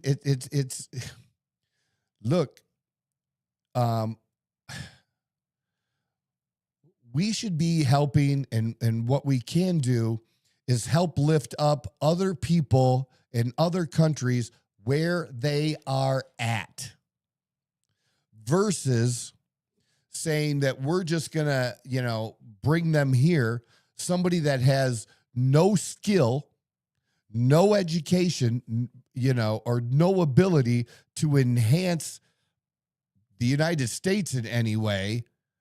We have enough of those people on our own that are born and bred here. But letting other people in that can contribute, that have maybe a higher level of education, that's our determination. We get to determine that. It's just, it's, you know, pulling at people's heartstrings and, oh, isn't it bad? You know, it's no different than seeing these stupid fucking commercials, and I hate them, of seeing the little dark-skinned boy with 2 flies on his face.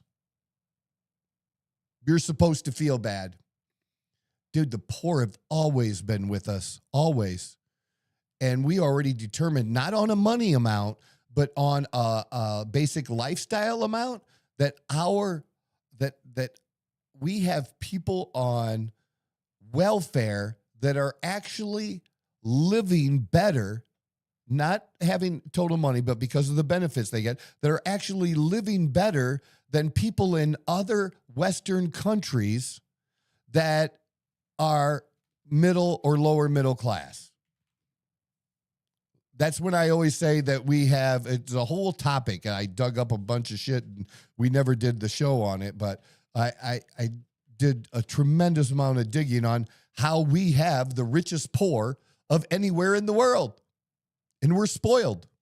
And you even agree that we're spoiled. Oh, I 100% agree. 100%. But to go off of your point, like a lot of those people living off a lot of that money, I'm pretty sure a majority of those people are like born Americans.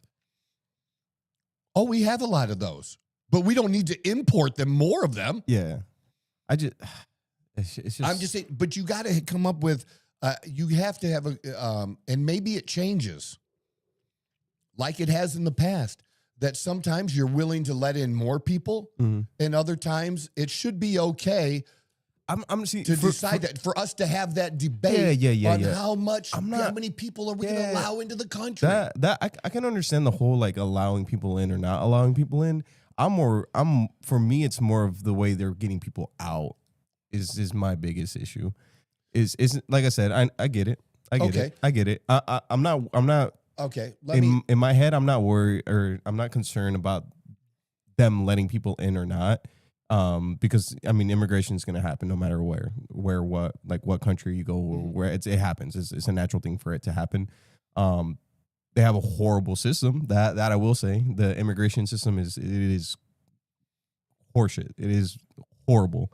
I know a lot of people are like, "Oh, just go through the system, do it legally." It is fucking horrible. You're by the time that it may be, but why should one group of people have to go through that horrible process, and another group of people we just turned a blind eye to? I don't disagree. I'm not disagreeing with that. That's not fair to that other group of people that's willing to go through that horrible process that you just described. Yeah, but by the time you get your papers, if you go through that process, you're already gonna be dead by that point. So I'd rather probably take I don't know, 5 to 8 years, something like that. No, it's a little bit longer than that.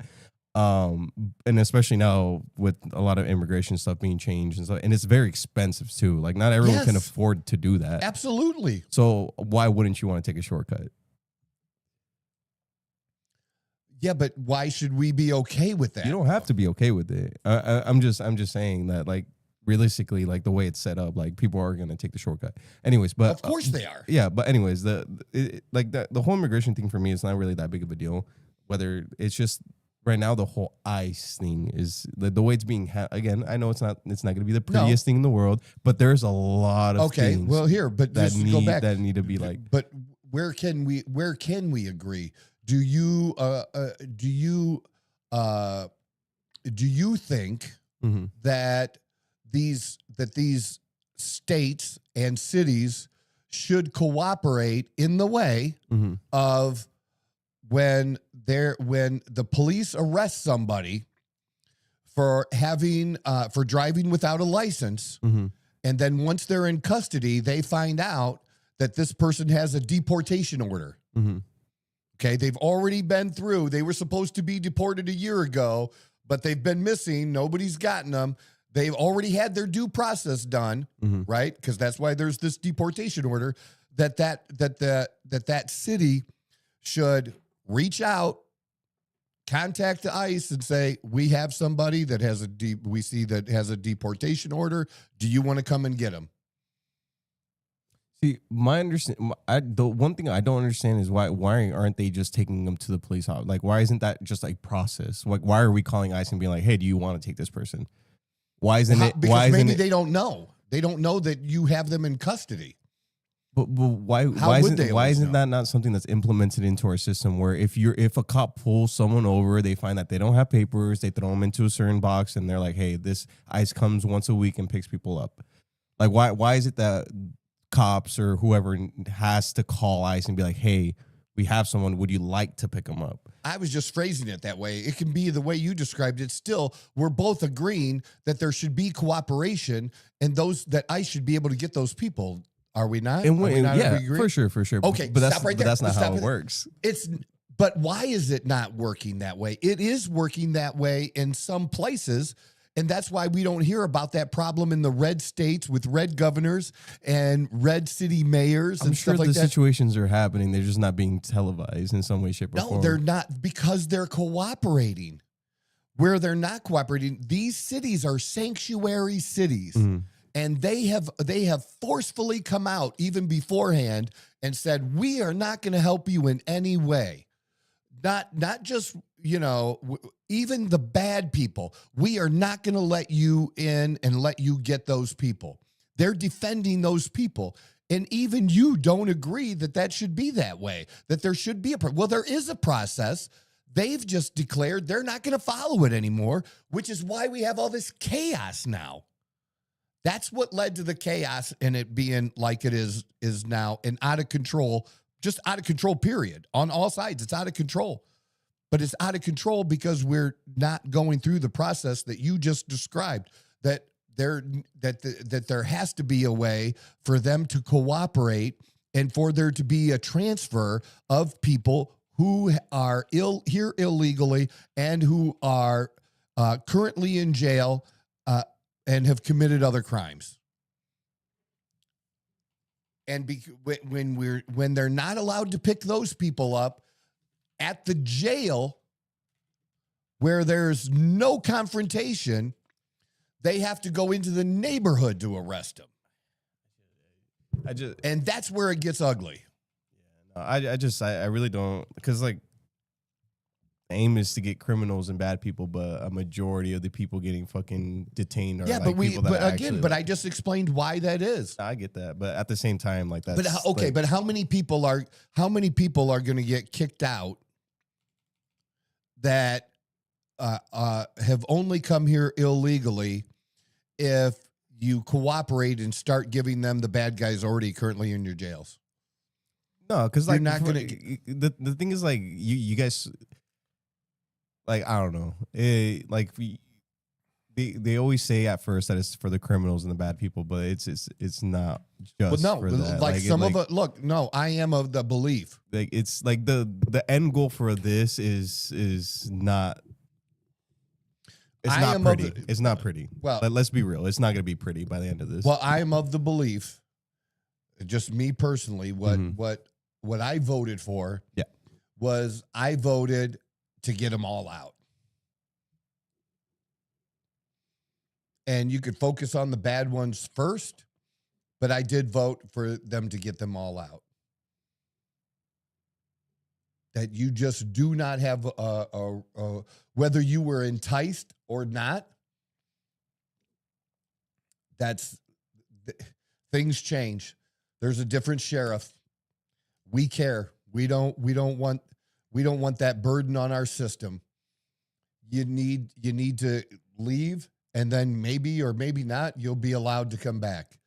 But no one has a right to come to this country unless we create that right, unless we create that law or legislation that says we're going to take in this many people, and we vote on that by voting in our congressman, and they decide, because you've already looked it up, that's who has control of this. That's who determines it, because the Constitution doesn't say, United States in here, you're going to take this many people or this percentage of people every year from other countries and be this great caregiver of people, and you're just going to do that. It's not. You just read it. That's not in the Constitution. What was in the Constitution is who has the power to determine what the legislation is going to be, and that legislation can change based on the Congress and what they approve, because of who we vote in. And the president, and who ultimately has to sign it, because the president has veto power, right? And then you have to have a higher percentage of people that override a veto. But then you're in agreement to, this is what we want. Now, we're going to go through a period where now for 10 years, we've slowed not just illegal immigration, but all immigration. And now we've got our shit together. We're ready to take in more people. We're going to take in this many people that can help our country in a certain way because of their education level.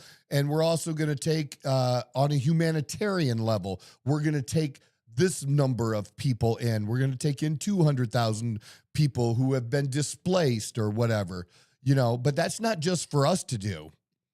That's for the rest of the world to do. And the rest of the world has been doing that. And check out the immigration. Check out immigration and just type in immigration protests in France. Okay, pick another country. This is a thing that's been happening to Western countries who have opened their doors to people, and now they're saying, oh shit, this isn't working.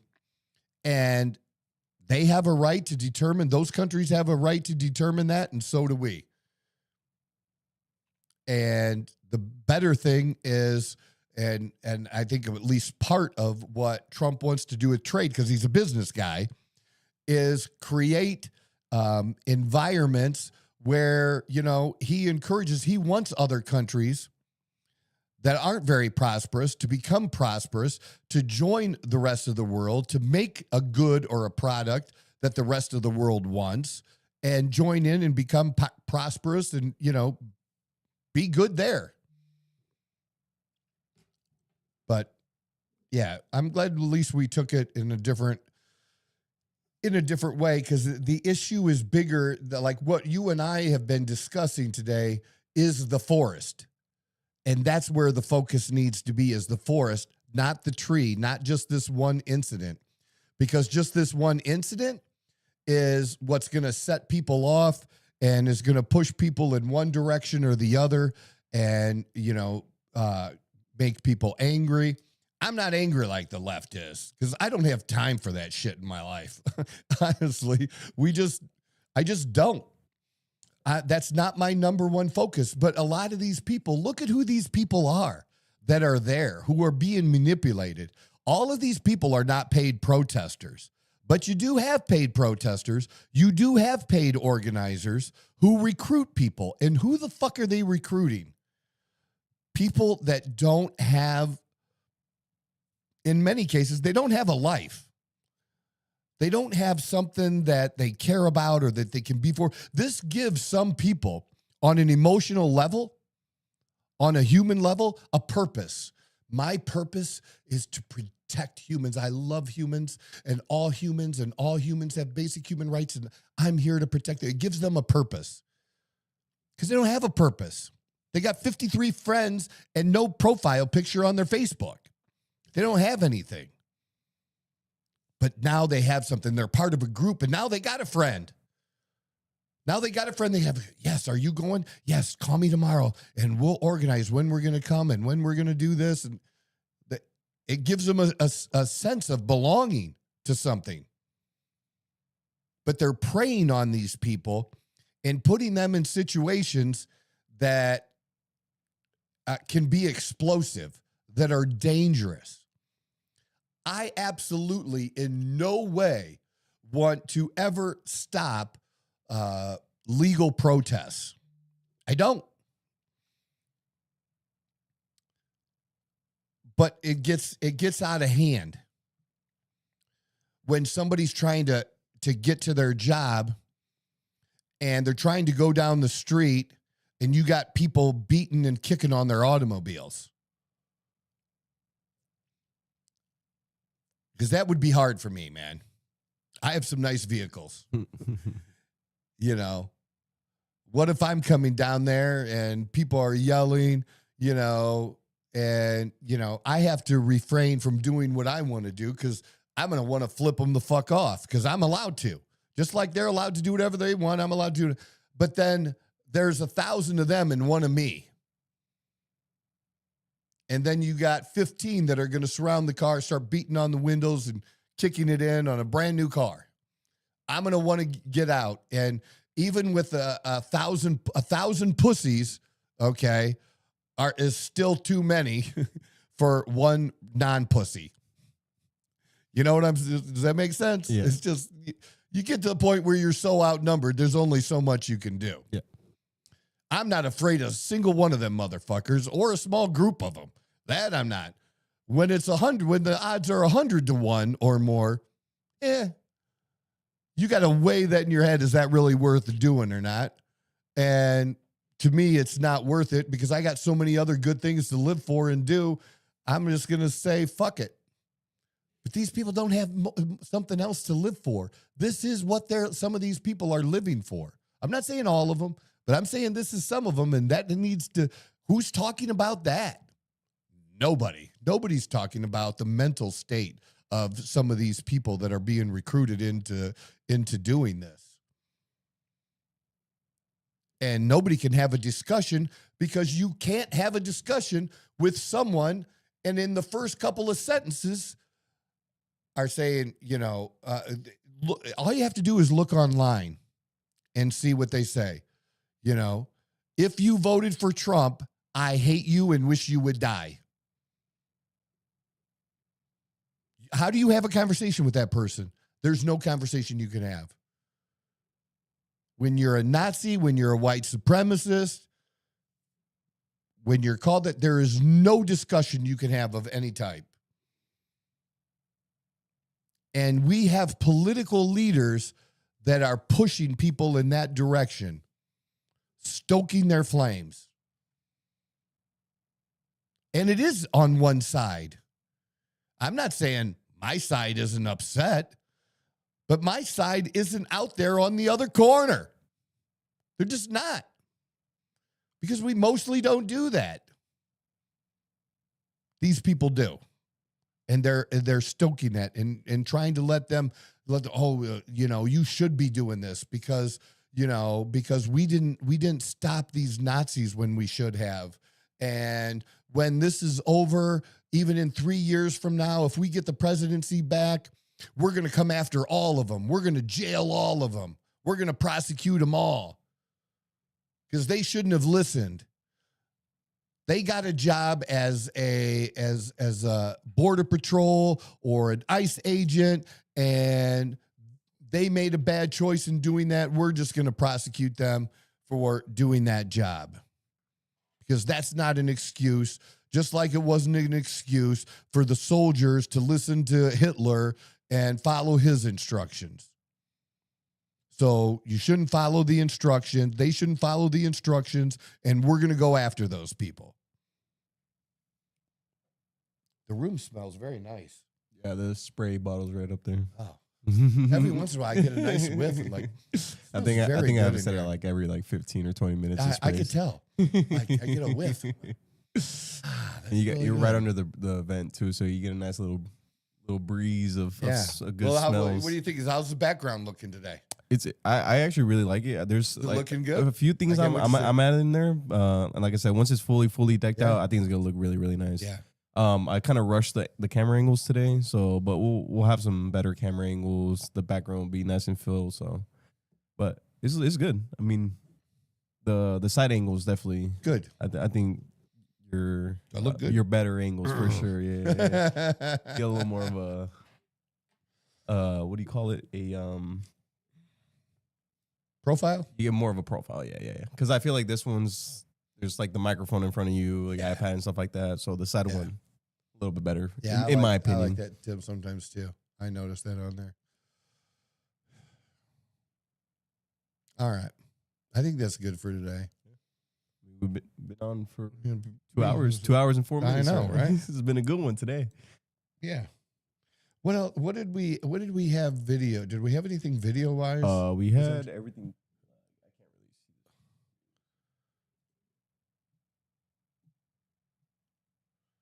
Because I'm trying to do that, and at least help some. Those I think we did. Yeah, that one was good.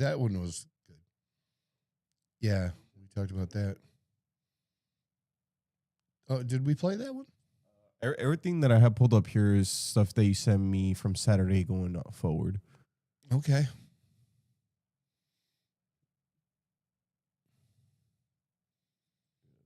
Oh, yeah. Play that. You want me to go through and play them? Mm-hmm. Play a couple of them. Might as well finish with that. Jasmine Crockett.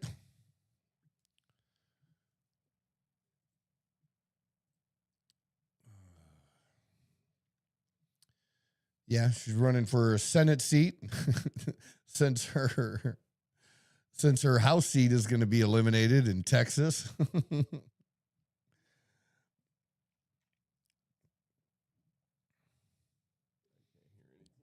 Yeah, I can't hear anything. I don't know.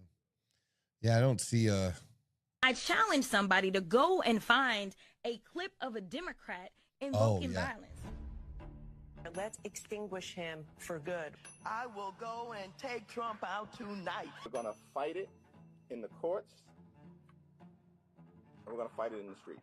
When they go low, we're going to bury them below the Capitol. That's what we're going to do. We take them to the mud and choke them out. You know, there needs to be unrest in the streets for as long as there's unrest in our lives. I just don't even know why there aren't uprisings all over the country. Maybe there will be. We're walking down a damn different path. We're fighting fire with fire. And we're going to punch these sons of bitches in the mouth. I take him behind the gym and beat the hell out of him. Now punch back, kick back, dunk over their heads, and win some fucking power. Fight back, punch back, and make sure that they stay down. And you know what? Kick them when they're down because they deserve it. I think that you punch. I think you punch. I think you're okay with you okay with punching. We are at war. And that's why the gloves are off, and I say, bring it on. We are not only gonna punch you back, but we are gonna knock you out. Like we're in a war right now to save this country, and so you have to be willing to do whatever is necessary in order to save the country. Well, I am here to tell you, not only are we gonna punch back, but we about to beat you down. And goddamn it, shut down the city! We are at war! When they go low, we kick them. Even in states where Donald Trump won big, that it does you any good running away from Donald Trump. I think you need to go back and punch him in the face. Let's make sure we show up wherever we have to show up. And if you see anybody from that cabinet in a restaurant, in a department store, at a gasoline station, you get out and you create a crowd. And you push back on them. And you tell them they're not welcome anymore, anywhere. Yeah. I challenge somebody to go and Yeah. And then they deny it. And you could make an hour long of clips like that, really. What else have we got? Yeah, that one's not bad. Yeah, this is Chuck Schumer. 1993. It's not very long at all. For people who legitimately deserve asylum, but that the abuses are so large that unless you undergo major changes, you're not going to be able to sustain it. Someone's in the country illegally. After 6 months of tracking them down, the INS catches up to them, and all of a sudden that person says, asylum, and gets another 2 years to go through this. That has not been addressed here, and I think that's a major problem. Also, the many levels of appeal that have been built into the process that make it so long and time-consuming that it becomes ridiculous. Our immigration policies are a shambles, plain and simple. And the word has gone out from one corner of the globe to the other that not only is there a legitimate policy, but there's a policy that's wide open to abuse. Yep. Now that's over 30 years ago, right? Over 30 years ago, 1993. And it's still true today. And there are groups, Leo, groups that actually teach people how to claim asylum, even if they're not really eligible for asylum, because just by claiming asylum, there's a due process they have to go through that can let them stay longer. That's what they do. Yeah, this we talked about. This was Arizona's Democrat. I don't think there's a video. The penguin thing we'll have to get into another time. That's a whole thing. It's pretty interesting. The whole penguin thing. I didn't know it was a thing. There is actually a. I read the headline, but I didn't get to read into. Yeah, read that. It's kind of interesting. Of this whole penguin thing and what a penguin represents, and yeah, just a penguin that separates itself from the pack of other penguins, and what that means, and it's really, really cool. But people were on the left were taking it like Trump was an idiot, like he thought there were penguins up in Greenland, and it didn't have to do with that at all. It had to do with this whole meme thing going around about penguins. Oh, Trump said something about... Well, you can see under the picture there, the White House, that Trump's walking with this penguin.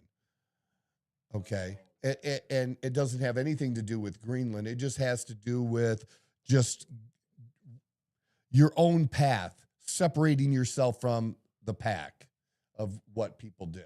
There's a lot of symbolism. Penguins do that? Aren't penguins really big on like? Sure, like they are. Just groups? like people are.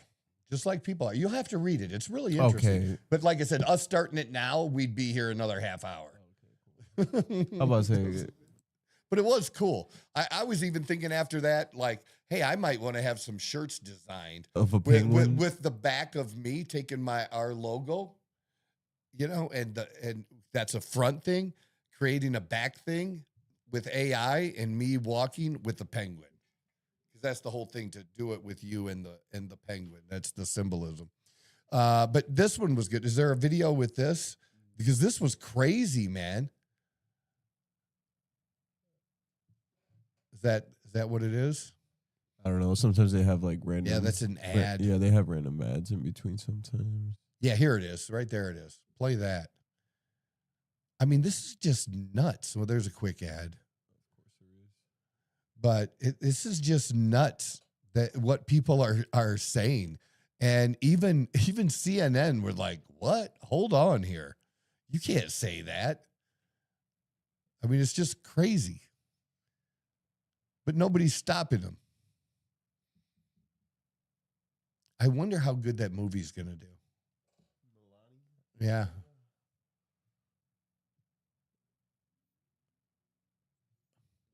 Bookstore in Minneapolis called Moon Palace Books, and the co-owner, Jamie Schweiz-Nettle, joins me now. Jamie, why was it important for you and your wife to close your bookstore today? Well, Jake, we can't do business as usual right now anyway, because our city has been invaded by masked gunmen kidnapping family members and friends and neighbors of ours to send them to concentration camps.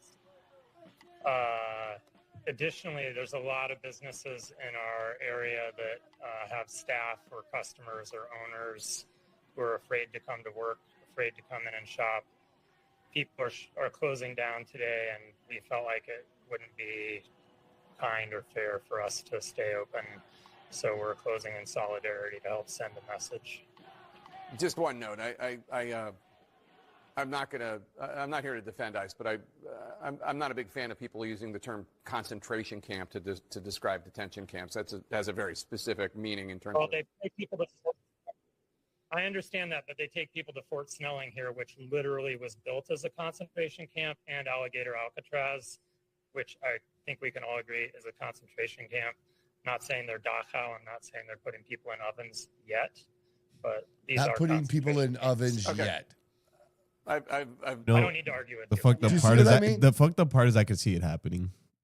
You can see what happening, that we're actually gonna like, mass kill people. Before I I let you could go, see I it want to happening. ask about. How can you see that, I man? can see it That happening. is insane. I man. know it's insane. Dude, we've never done that ever. Ever. No. I'm not saying Why you guys would we ever do done it ever. now?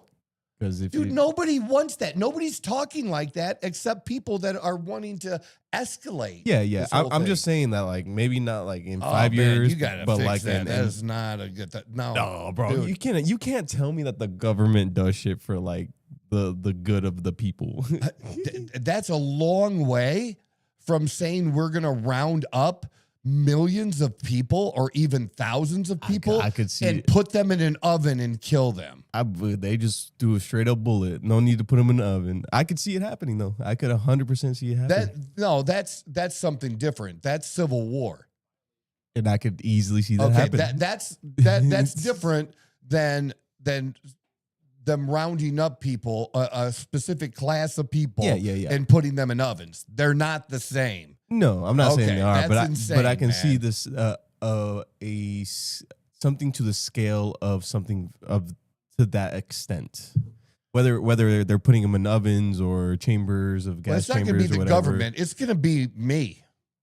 Okay. No, but sooner or later, I don't get involved now. I don't counter protest now.